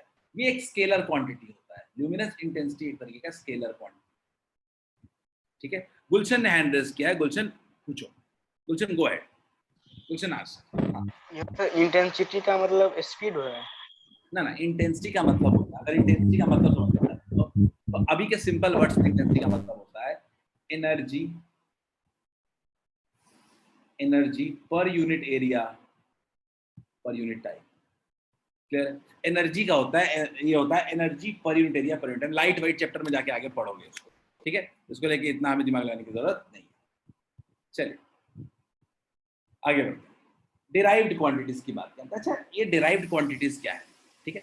तो ऐसी फिजिकल क्वांटिटी जो फंडामेंटल क्वांटिटी से बनी हुई है आर कॉल्ड डिराइव्ड क्वांटिटी, ठीक है। The quantities which are derived from the fundamental quantities are called derived, ठीक है। जो फंडामेंटल क्वांटिटी से बनी है उसको डिराइव्ड क्वांटिटी कहते हैं, और उसके यूनिट्स को कहते हैं डिराइव्ड यूनिट्स। क्लियर है? And their units are called derived units. Clear है? तो एग्जांपल लेते हैं। अब फंडामेंटल क्वांटिटी कौन है? वो 7 है। उन 7 क्वांटिटी से जितनी क्वांटिटी बनेगी उनको डिराइव करेंगे। मतलब क्या है कि आज के बाद अब जितनी भी अदर क्वांटिटीज पढ़ोगे सब क्या है? डिराइव। वो सब फंडामेंटल से ही बना हुआ होगा, कोई नया तो आएगा नहीं किसी के। एग्जांपल लेता हूँ, मान लीजिए कि हमने वॉल्यूम लिया, क्या वॉल्यूम को छोड़ो, मान लीजिए हमने डेंसिटी लिया। तो ये डेंसिटी को अगर हमने लिया तो डेंसिटी किससे बना है? डेंसिटी की अगर मैं बात करूं तो डेंसिटी होता है mass upon volume, mass upon volume. अच्छा, ये वॉल्यूम क्या होता है? वॉल्यूम क्या होता है? मीटर क्यूब होता है। तो क्या हम कह सकते हैं क्या कि ये मास अपॉन लेंथ का होल क्यूब है? वॉल्यूम किससे बना है? लेंथ के होल क्यूब से बना है। तो हम कह सकते हैं कि डेंसिटी मेरा किससे बना है? मास और लेंथ से बना है। अगर मैं बात करूं वेलोसिटी की, वेलोसिटी की बात करूं तो वेलोसिटी क्या होता है? वेलोसिटी क्या होता है? डिस्प्लेसमेंट अपॉन टाइम होता है। डिस्प्लेसमेंट अपॉन टाइम होता है। अब आप खुद जानते हो कि डिस्प्लेसमेंट का यूनिट क्या होता है? मीटर। तो मतलब ये क्या है? एक तरीके का हमारा लेंथ है बाई टाइम। तो वेलोसिटी किससे बना है? लेंथ और टाइम से बना है। तो मेरा कहने का जो मतलब है कि जितने भी आज के बाद आप क्वांटिटीज की बात करोगे वो सब इन्हीं फंडामेंटल क्वांटिटीज से बने हैं। कुछ एग्जांपल जो आपके स्क्रीन पे हैं और कुछ एग्जांपल्स हम अभी करने वाले हैं। पहला एग्जांपल, एरिया। एरिया किससे बना है? मीटर स्क्वायर होता है, तो लेंथ इंटू लेंथ। क्लियर है? वॉल्यूम किससे बना है? तो length into length into length. Density किससे बना है? Mass length length length length का क्यूब। क्लियर है? अगर मैं वेलोसिटी की बात करूं तो डिस्प्लेसमेंट अपॉन टाइम। एक्सेलरेशन की बात करूं तो वेलोसिटी अपॉन टाइम। वेलोसिटी खुद क्या होता है? लेंथ अपॉन टाइम होता है, लेंथ अपॉन टाइम। तो लेंथ अपॉन टाइम का होल स्क्वायर हो जाएगा ये। क्लियर है? ये होता है मेरा डिराइव्ड क्वांटिटी। मैं कुछ एग्जांपल्स की तरफ जाता हूं। अब देखो हमारा मकसद क्या होगा। हमारा मकसद होगा कि जितने भी क्वांटिटीज हैं सबको फंडामेंटल क्वांटिटीज के टर्म में लिखेंगे हम। ठीक है, देखते हैं। ये एग्जांपल बाद में आप चार्ट बना लेना, इससे कोई खास फायदा जरूरत नहीं। ये पहला एग्जांपल दे रहा हूं, मोमेंटम। सब लोग ट्राई करें इसको। मोमेंटम को कैसे लिखेंगे फंडामेंटल क्वांटिटी के टर्म में? मास length time current, in terms में लिखना है आपने। Everyone try this out. सब लोग ट्राई करें, यही 2-3 स्लाइड्स में अपने को सीखना है। मोमेंटम,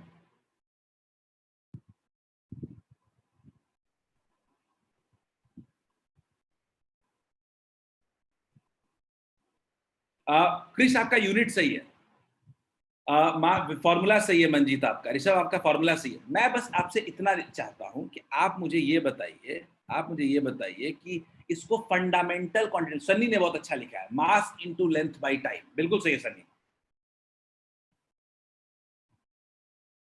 मैं चाहता हूं कि हर क्वांटिटी, डिराइव्ड क्वांटिटी को आप फंडामेंटल क्वांटिटी के टर्म में लिखिएगा। वो सारी क्वांटिटी जो फंडामेंटल क्वांटिटी से बनी होती हैं उनको डिराइव्ड क्वांटिटी। प्रफुल्ल क्लियर है क्या, समझ में आ रहा है? मोमेंटम, मोमेंटम का फॉर्मूला मुझे लगता है सबको पता है। मोमेंटम का फॉर्मूला होता है मास इनटू वेलोसिटी। ठीक, कोई बात नहीं। अगर मैं मास को लिखने जाऊं तो मास एम, तो एम बोले तो कितना है, मास है, मास है। और वेलोसिटी कितना होता है, वेलोसिटी कितना होता है, लेंथ अपॉन टाइम। कभी मेरा आवाज कम आ रहा है क्या? Am I not Audible?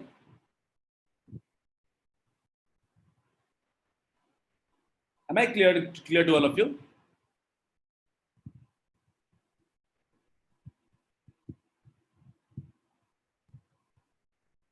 I think clear है आपका भी। थोड़ा सा आप स्पीक हेडफोन लगा लो, शायद ठीक हो जाए।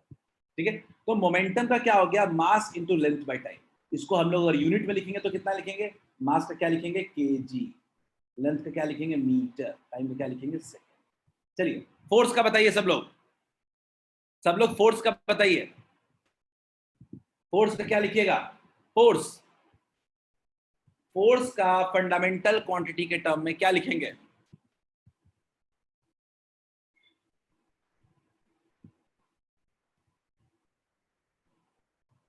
जल्दी, force. Very good Sunny, excellent. Amrit आपने उसको यूनिट में तो लिख दिया, फंडामेंटल क्वांटिटी के टर्म में उससे बना सकते हो आप। दो चीजें लिखनी है अपने को, दो काम करना है अपने को, एक काम करना है कुछ, एक लिखना है फंडामेंटल क्वांटिटी के टर्म में, दूसरा फंडामेंटल यूनिट के टर्म में। ये फंडामेंटल क्वांटिटी के टर्म में लिख रहे हैं हम लोग, और दूसरा हम लोग फंडामेंटल यूनिट्स के टर्म में लिख रहे हैं। दोनों काम हमें करना है। वो तो फॉर्मूला होता है भाई, वो तो सत्यन फॉर्मूला आपने लिखा है, वो तो फॉर्मूला नहीं। मुझे दो चीजें चाहिए, फंडामेंटल क्वांटिटी के टर्म में और फंडामेंटल यूनिट के टर्म में, कोई दोनों चीजें चाहिए अपने को। फोर्स का फॉर्मूला होता है मास इनटू एक्सेलरेशन। फोर्स का फॉर्मूला होता है मास इनटू एक्सेलरेशन। ठीक है, देखते हैं, मास इनटू एक्सेलरेशन है। अब दे देखिए, एम बोले तो मास तो हो जाएगा, मास। अच्छा, एक्सेलरेशन का अभी क्या देखा था, लेंथ अपॉन टाइम का होल स्क्वायर आया था क्या? एक्सेलरेशन का मीटर पर सेकंड स्क्वायर होता है, बिल्कुल सही है। नहीं श्रेयांश, श्रेयांश इस तरीके से लिख रहा है, मास इनटू, ये आप सही लिख रहे हो, फॉर्मूला सही लिख रहे हो।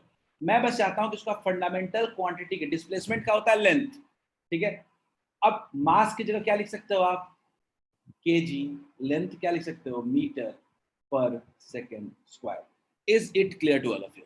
आपको मैं जो चीज बताना चाह रहा हूं ये आपको आता है, कोई नई चीज नहीं बता रहा हूं, बस एक सोचने का तरीका बताना चाह रहा हूं कि हर डिराइव्ड क्वांटिटी को आप फंडामेंटल क्वांटिटी के टर्म में लिख सकते हैं, पहली चीज, और फंडामेंटल यूनिट में भी लिख सकते हैं। अब इसी को आप जा करके शॉर्ट फॉर्म में न्यूटन कह देते हो। फोर्स का यूनिट क्या कहते हो आप, न्यूटन। इसी को तो शॉर्ट फॉर्म में कहते हो केजी मीटर पर सेकंड स्क्वायर को।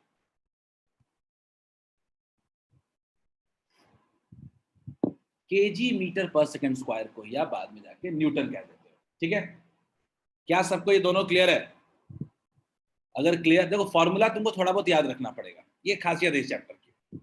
ठीक है, श्रेयांश को फुली समझ में आ गया होगा।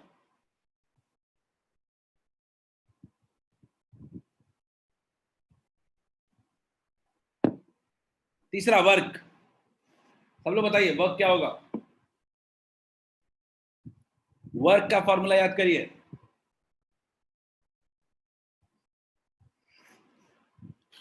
सब लोग वर्क का फॉर्मूला याद करें। बिल्कुल सही है, बिल्कुल सही है। अननोन नेम है आपका QW5K, बिल्कुल सही है। अब आप लोग उसको ब्रेक करें। गुलशन नहीं, गुलशन वो तो मोमेंटम बाई टाइम में होगा गुलशन। ये P इंटू टी क्यों? अच्छा पावर इंटू टाइम लिख रहे हो, अच्छा ठीक है, P बोले तो पावर कह रहे हो, ठीक है, चलो पावर जाओगे और मेहनत करनी पड़ेगी। सनी ने कहा है जो दिया आंसर वो बिल्कुल सही है सनी, मास इंटू लेंथ का स्क्वायर बाई टाइम का होल स्क्वायर, बिल्कुल सही है। श्रेयांश एक्सेलेंट, वेरी गुड, समझ गया तुम अब पूरी तरह से, ठीक है, वेरी गुड, एक्सेलेंट। 2 लोगों का आंसर बिल्कुल सही आ चुका है अभी तक। अमृता ट्राई करे, अभय, अमृत, अंशु, अर्नव, अमृत ठीक कह रहे हो, मैं समझ रहा हूँ आप क्या कहना चाह रहे हो, शॉर्ट में लिख दिया। मैं आपके जगह रहूंगा तो मैं क्या करूंगा, मैं ऐसे लिखूंगा कि वर्क क्या होता है, वर्क होता है फोर्स इंटू डिस्प्लेसमेंट, वर्क होता है फोर्स इंटू डिस्प्लेसमेंट। अच्छा मान लो मैं फोर्स भी नहीं जानता, भूल गया हूं, फोर्स क्या लिखूंगा, mass into acceleration into displacement, short में ब्रेक कर दिया। अब मास को क्या लिखते हैं हम जानते हैं, मैं पहले यूनिट लिखूंगा, मैं पहले काम करता हूँ यूनिट लिख देता हूँ, मैं पहले यूनिट लिख देता हूँ। मास का कितना होता है, केजी, ये क्या होता है, मीटर पर सेकेंड स्क्वायर, और डिस्प्लेसमेंट का कितना होता है, मीटर, तो कितना बन गया वर्क का यूनिट, केजी मीटर स्क्वायर पर सेकेंड स्क्वायर। मैंने पहले क्या लिख दिया, फंडामेंटल यूनिट्स में ही लिख दिया। अब मैं फंडामेंटल क्वांटिटीज में लिखता हूं, केजी का क्या होगा, मास, मीटर स्क्वायर कितना होगा, लेंथ का होल स्क्वायर, बाई क्या हो जाएगा। क्या क्लियर है सबको, क्या सबको क्लियर है? कहीं भी डाउट है तो हैंड रेज करो, क्योंकि अब हम लोग क्वेश्चन की तरफ बढ़े, सीख के जाना है अपने को, सीखना है अपने को। किसी को भी इसमें कोई दिक्कत है तो बताओ। ऋषभ ने हैंड रेज किया, ऋषभ अनम्यूट कर रहा हूं, एक बार मुझे बताना कि क्या दिक्कत आ रही है। सर इसको एक बार और से वर्ड को बता दीजिए। ऋषभ एक बार थोड़ा तेज बोल सकते हो क्या? सर ऋषभ आपकी आवाज बिल्कुल नहीं आई। सर एक बार और फिर से बता दीजिए वर्ड को। वर्क वाला की कोई नया बताओ। नहीं सर वर्क वाला। ठीक, चलो। अच्छा क्या हुआ कि वर्क का ना मुझे फॉर्मूला नहीं आता, क्योंकि आपको भी हो सकता है फॉर्मूला याद नहीं हो, आपको तो याद हो, मुझे तो याद नहीं रहता है। तो मैंने क्या लिखा कि चलो वर्क का फॉर्मूला सिंपल लिखा, फोर्स इंटू डिस्प्लेसमेंट, ठीक बात लिख दिया। फोर्स इंटू डिस्प्लेसमेंट, फोर्स का तो जानते ही है ना, फोर्स का तो हम जानते हैं ना कितना होता है, मास इंटू एक्सेलरेशन होता है, ठीक है, मास इंटू एक्सेलरेशन इंटू क्या था, डिस्प्लेसमेंट, ठीक है। अच्छा ये मास इंटू एक्सेलरेशन, तो मास का तो जानते हो ना क्या होता है, मास का क्या होता है, केजी, ठीक। अच्छा एक्सेलरेशन का क्या होता है, मीटर पर सेकेंड स्क्वायर। अच्छा डिस्प्लेसमेंट का क्या होता है, मीटर। बोलिए क्लियर है क्या ऋषभ? ऋषभ क्लियर है? तो मैंने क्या किया कि ब्रेक इतना कर दिया कि हमको पता हो उसका। अच्छा ये पूरा मिल करके क्या बन गया, फंडामेंटल यूनिट। इसी को तो आप कहते थे नया नाम से जूल, शॉर्ट में लिखने की अपने को आदत होगी। जूल कुछ नहीं है, इसी का शॉर्ट फॉर्म है, केजी मीटर स्क्वायर पर सेकंड स्क्वायर का शॉर्ट फॉर्म को क्या कहते हैं हम लोग, जूल कहते हैं, ठीक है। अब मान लो मेरे पास फंडामेंटल यूनिट में भी आ गया तो उसको क्वांटिटी समझ सकते हैं। अच्छा ये मान लीजिए कि केजी किसका होता है, मास का होता है, मीटर किसका होता है, लेंथ का होता है, सेकंड किसका होता है, टाइम का होता है। तो क्वांटिटी से यूनिट बना सकते हैं, तो यूनिट से भी तो क्वांटिटी बना सकते हैं। चलो सब लोग पावर ट्राई करो, मैं देखता हूँ आप कितने जल्दी सीख रहे हो। पावर, श्रेयांश सही है, बिल्कुल सही है। उज्जवल, विवेक वेरी गुड, मुझे लगता है आप लोगों ने टाइम यूटिलाइज कर लिया। अंशु फॉर्मूला सही है, अंशु फॉर्मूला सही है, मुझे लगता है आप तुरंत आंसर आ जाएगा आपको।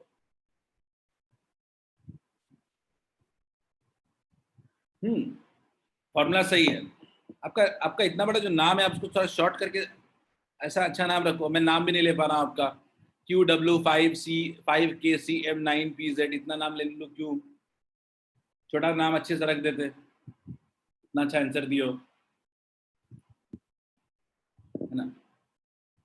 चलो मास लेंस का मुझे अर्नव गलत हो गया थोड़ा सा, मुझे लगता है आपने छोड़ दिया, लगता है कुछ लिखना। अर्नव आपने कुछ लिखना भूल तो नहीं गया, देख लो एक बार अर्नव। सुहानी बिल्कुल सही था फॉर्मूला आपका। अर्नव मुझे क्या डाउट है ना कि आपका मिस हो गया क्यों। चलो अब मैं देखता हूं, अब आप लोगों ने काम कर लिया, मैं थोड़ा कर लेता हूं काम। पावर, पावर क्या होता है, पावर होता है वर्क डन, ठीक, वर्क डन अपॉन टाइम। फिर भूल गया वर्क डन का, मेरा शॉर्ट टर्म मेमोरी लॉस है मेरे को, तो भूल गया तो मैं फिर से क्या लिखूंगा, वर्क डन क्या लिखूंगा, force into displacement upon T. मैं यूनिट ही बना लेता हूँ, सबसे आसान क्या होता है ना, बड़े बड़े में यूनिट बना लेते हैं। अच्छा यूनिट क्या हो जाएगा, फोर्स का क्या होता है, फोर्स का यूनिट होता है केजी, अभी अभी देखा है, मास इंटू एक्सेलरेशन होता है मीटर पर सेकंड स्क्वायर, इंटू डिस्प्लेसमेंट क्या होता है मीटर, और टाइम क्या होता है सेकंड। तो अगर गौर से देखें तो ये क्या बन गया, केजी मीटर स्क्वायर पर सेकंड का क्यूब। क्लियर है? अगर इसको देखें, पावर का देखें तो क्या होता है, मास लेंथ का होल स्क्वायर बाई टाइम का whole cube. Is it clear? क्या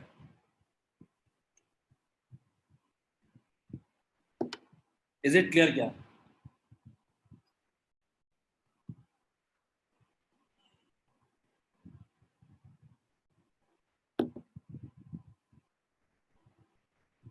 क्लियर है सबको? ये आपका फंडामेंटल, इसी को नाम आपके पता है क्या दे देते हो, इसी को नाम देते हो वॉट। पढ़ा था ना पावर का यूनिट वॉट, इतना इतना हम लोग यूज करते थे क्लास 10th में। पावर, इसी पूरे बड़े फॉर्मूले को शॉर्ट में लिख देते हैं हम लोग वॉट। ठीक है, तो शॉर्टकट से बचना है, शॉर्टकट अभी हमें नहीं चाहिए इस चैप्टर में हम पूरे यूनिट की तरफ जाएंगे। ठीक है, चलिए, होपफुली सबको पावर समझ में आ गया होगा अब, क्योंकि काफी 90% लोगों ने तो सही आंसर दिया पहले तो। ठीक है, अगला है रेजिस्टेंस, देखते हैं ये किससे बनता है।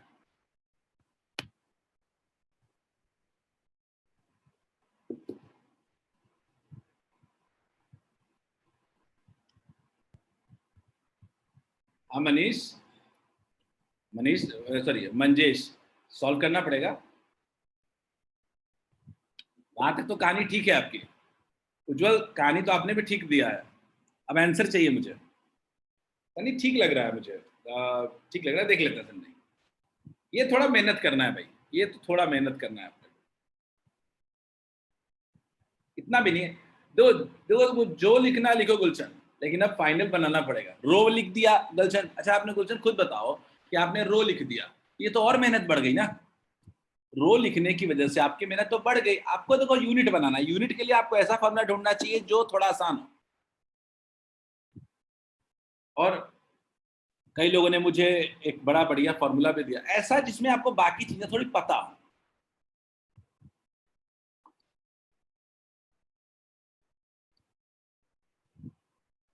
उज्जवल थोड़ा कॉम्प्लिकेटेड लग रहा है मुझे, ठीक है मुझे उज्जवल ना, ये तो होता नहीं है ना फंडामेंटल यूनिट्स में।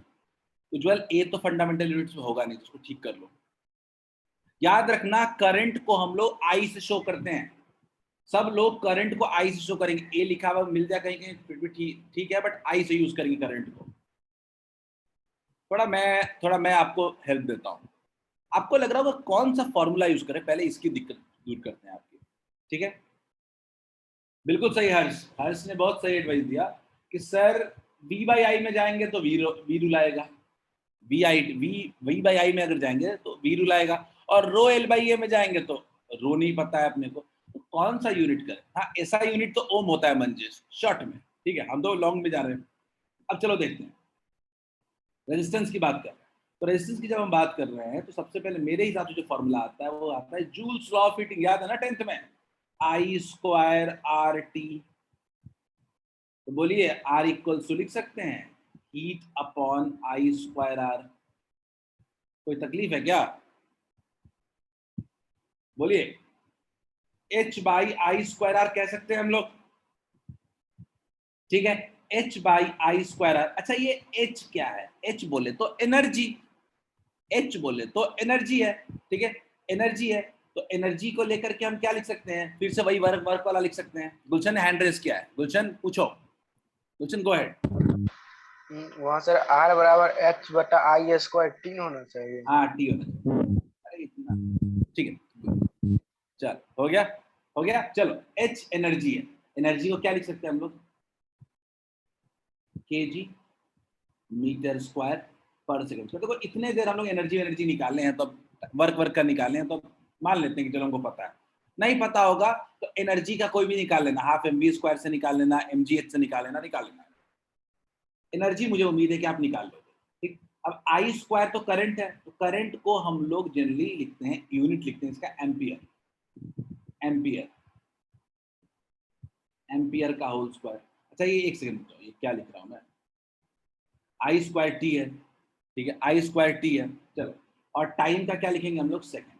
तो कुल मिला के इसको सॉल्व करते हैं हम लोग, तो क्या बन गया, केजी मीटर स्क्वायर पर सेकंड क्यूब और एम्पियर का होल स्क्वायर। क्या यही सबको आया था क्या, केजी मीटर स्क्वायर पर सेकंड क्यूब एम्पियर का होल स्क्वायर। जल्दी से देखते हैं इसको, मैं क्या लिखूंगा, केजी का लिखूंगा मास, लेंथ का whole square divided by time का होल क्यूब, हाँ यही है सबका, और करंट का होल स्क्वायर।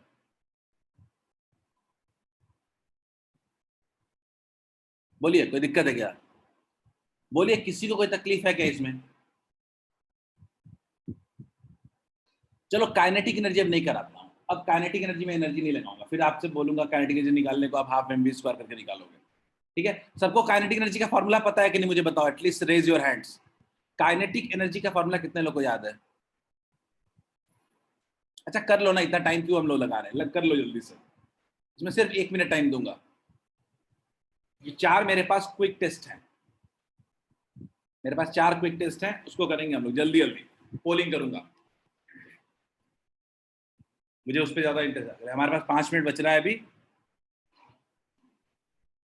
बिल्कुल सही है। चलो काइनेटिक एनर्जी का फॉर्मूला ये ऐसे, half m b square, half m b square, solve करें ना सब लोग मेरे साथ साथ सॉल्व करें, हाफ एम बी स्क्वायर, ज्यादा टाइम देना नहीं चाहता हूँ इसमें। देखो हाफ का तो कुछ होता नहीं है यूनिट, देखो हाफ का तो कुछ होता नहीं है।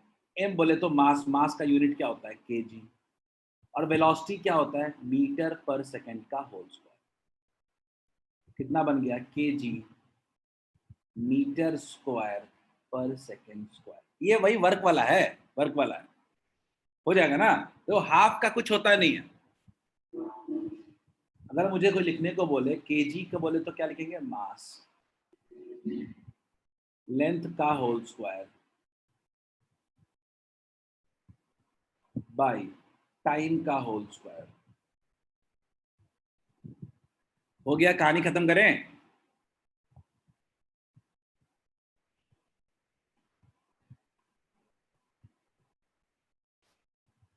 ये कर चुके थे हम लोग वर्क में, क्या कुछ नया थोड़ी ना करो।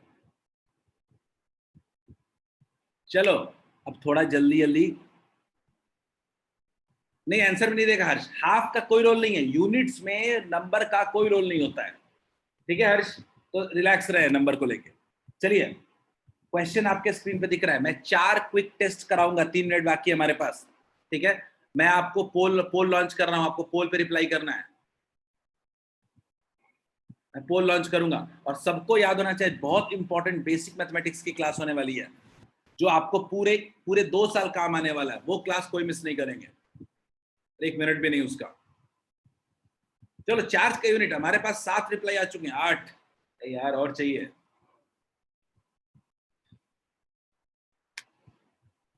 Need more.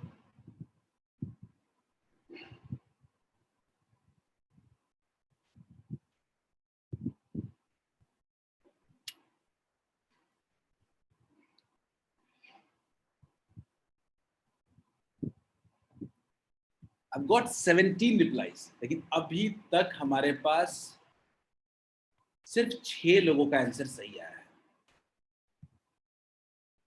ठीक है। लास्ट 10 सेकेंड्स, लास्ट 10 सेकेंड्स, चलो स्टिल मेजॉरिटी ने सही आंसर, मैं रिजल्ट शेयर कर रहा हूं, सब लोग देखें। 6 लोगों ने सी कहा है, 5 ने बी कहा है, 4 ने ए कहा है, 2 ने डी कहा है, देखते हैं।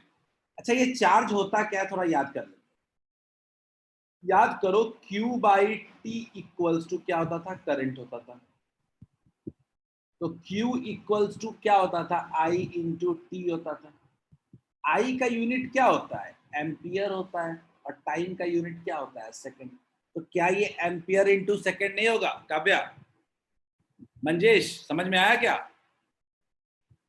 उज्जवल, वेग समझ में आया क्या। बोलिए। Say yes if it's clear, then we can move ahead. ठीक है काव्या, आगे बढ़ते हैं फिर। ठीक है, बेसिकली क्या होगा, एम्पियर इनटू सेकंड हो जाएगा। करंट का एम्पियर होता है, चार्ज का होता है एम्पियर इनटू सेकंड, जिसको हम लोग बाद में और शॉर्ट फॉर्म में इसको हम लोग कूलम भी कहते हैं। इसी एम्पियर इनटू सेकंड को हम लोग कूलम भी कहते हैं, चार्ज का यूनिट। चलिए अगला क्विक टेस्ट जल्दी से, फिर से पोल लॉन्च कर रहा हूं।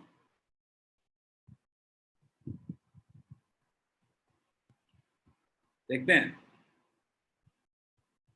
ये तो आसान है, आज क्लास में बताया था, इसमें डिस्कशन करने की जरूरत है क्या? I've got 14 replies, only 15. Last 20 seconds. I've got 17 replies. बाकी लोग 20. Got 20 replies. चलो 21 रिप्लाई।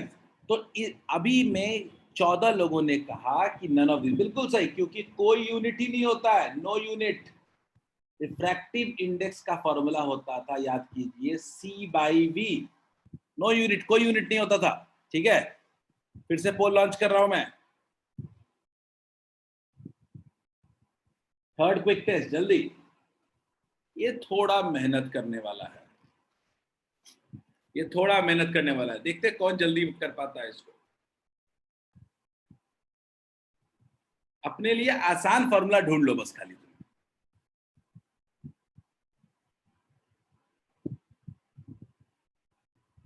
मैं पोल लॉन्च कर रहा हूं, बेटर होगा, पोल लॉन्च कर देता हूं, वुड बी मच बेटर।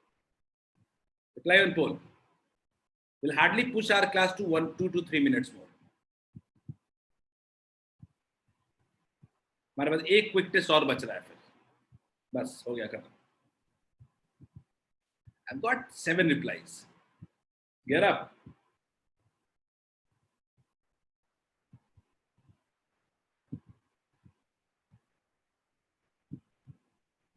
सोचो इलेक्ट्रिक पोटेंशियल आपका सीधा सीधा याद है वोल्ट, सोचो कितना खराब यूनिट है उसका। अगर ऐसे पढ़ना पड़ जाए तो कितनी तकलीफ होगी, पर काम की चीज यही है। So I've got 14 replies. अच्छा, ये आपको, मैं अगर आपकी जगह रहता तो फॉर्मूला कौन सा यूज करता? तो मैं यूज करता H = VIT।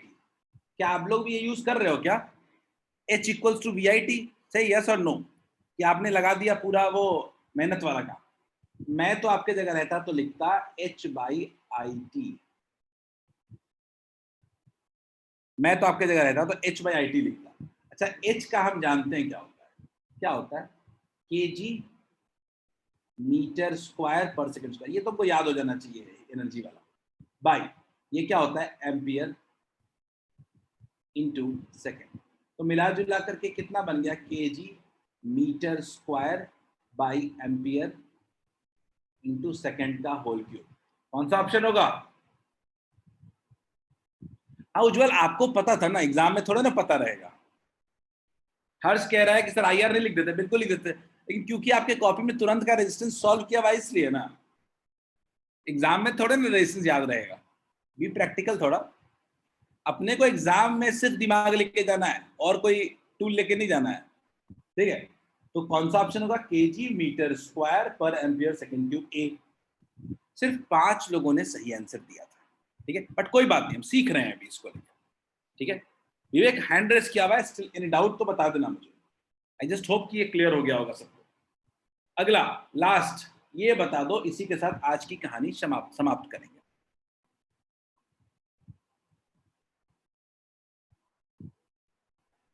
Last question for the day, ये देखते हैं कितने लोगों को याद है ये फॉर्मूला ग्रेविटेशन का। इजी है, ज्यादा नहीं कुछ।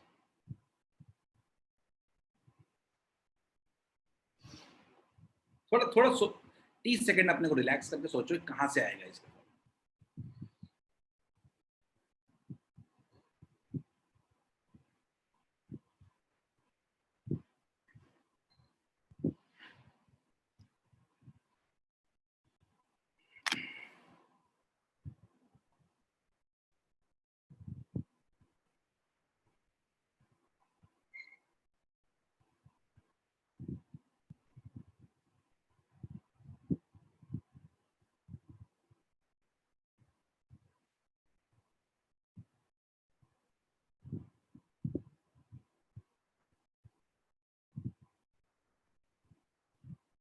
तो मेरे पास अभी तक 12 रिप्लाईज आ चुके हैं।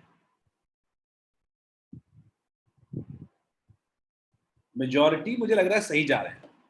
14 रिप्लाईज, स्टिल 50% रिप्लाई आ चुके हैं, बट स्टिल 2-3 और रिप्लाई आएगा, मैं आगे बढ़ जाऊंगा। मुझे तो पहले ये याद करना पड़ेगा फॉर्मूला कहां से आ रहा है। F equals to G m1 m2 upon r square, याद आ रहा है यूनिवर्सल लॉ ऑफ ग्रेविटेशन। तो ये G का वैल्यू क्या आता था, ये तो हमने मेहनत भी किया था थोड़ा सा, F into R square by m1 into m2, ये तो क्लास 9 में करवाया गया था आपको मेहनत। चलिए देखते हैं फोर्स का क्या होता था, kg मीटर पर second square into metre square by kg का होल स्क्वायर। पूरा यूनिट देखते हैं कितना हो जा रहा है, मीटर क्यूब पर सेकेंड स्क्वायर kg का होल स्क्वायर। क्या क्लियर है सबको? कौन सा ऑप्शन आ रहा है, मीटर क्यूब। पहले तो किसमें है, ए और डी में ही है, सिर्फ ए और डी में ही, पर kg सेकेंड स्क्वायर, पर kg second square, kg square नहीं, पर kg सेकेंड स्क्वायर। कौन सा हो रहा है, ए आ रहा है क्या? मेजॉरिटी ने इसका आंसर बिल्कुल सही दिया था। क्या सबको आया समझ में आज की क्लास का? क्या सबको आया समझ में? आई जस्ट होप कि आज हमने बहुत बेसिक से शुरुआत की है। हम इसी पे हम लोग बिल्ड करेंगे अपने पूरे चैप्टर को। यही जो आज हमने पढ़ा, यही बेसिक्स है जिसपे पूरा चैप्टर बिल्ड होगा। हर डिराइव्ड क्वांटिटी को फंडामेंटल क्वांटिटी के टर्म में लिखना, दैट्स द बेसिक्स। ठीक है, तो होपफुली आपको ये समझ में आया होगा। अच्छा क्लास, हम लोग अपने अगले क्लास के लिए प्रिपेयर होते हैं। ending the class on this note. Hope we meet in next class. अगले क्लास में मिलेंगे तो हम आगे बात करेंगे इस पे। Hope you must have enjoyed the class. तो क्लास में मजा आया होगा, पसंद आया होगा क्लास। और आप इसको कॉपी में पेन डाउन करो। कुछ भी आपने 1.5 घंटा जो अपना समय दिया है वो आपके प्रॉपर पैटर्न्ड नोट्स में होना चाहिए बच्चों। आप एक करियर के नए जंक्शन पे जा रहे हो, आप एक प्लानिंग बहुत जरूरी है। उज्जवल पीडीएफ वगैरह सब कुछ आपके उस लिंक्स में अपलोडेड रहेंगे। ठीक है, पीडीएफ प्लस वीडियो सब कुछ रहेगा आपके। ठीक है, तो just click on the link and you will find the videos. ठीक है, चलो बच्चों, have a nice day, enjoy the day. ठीक, okay, bye bye. Bye bye. Let's meet in next class. Bye bye. Yeah. If anyone want to ask anything, you can go ahead and ask. Otherwise, I'm ending the recording at least.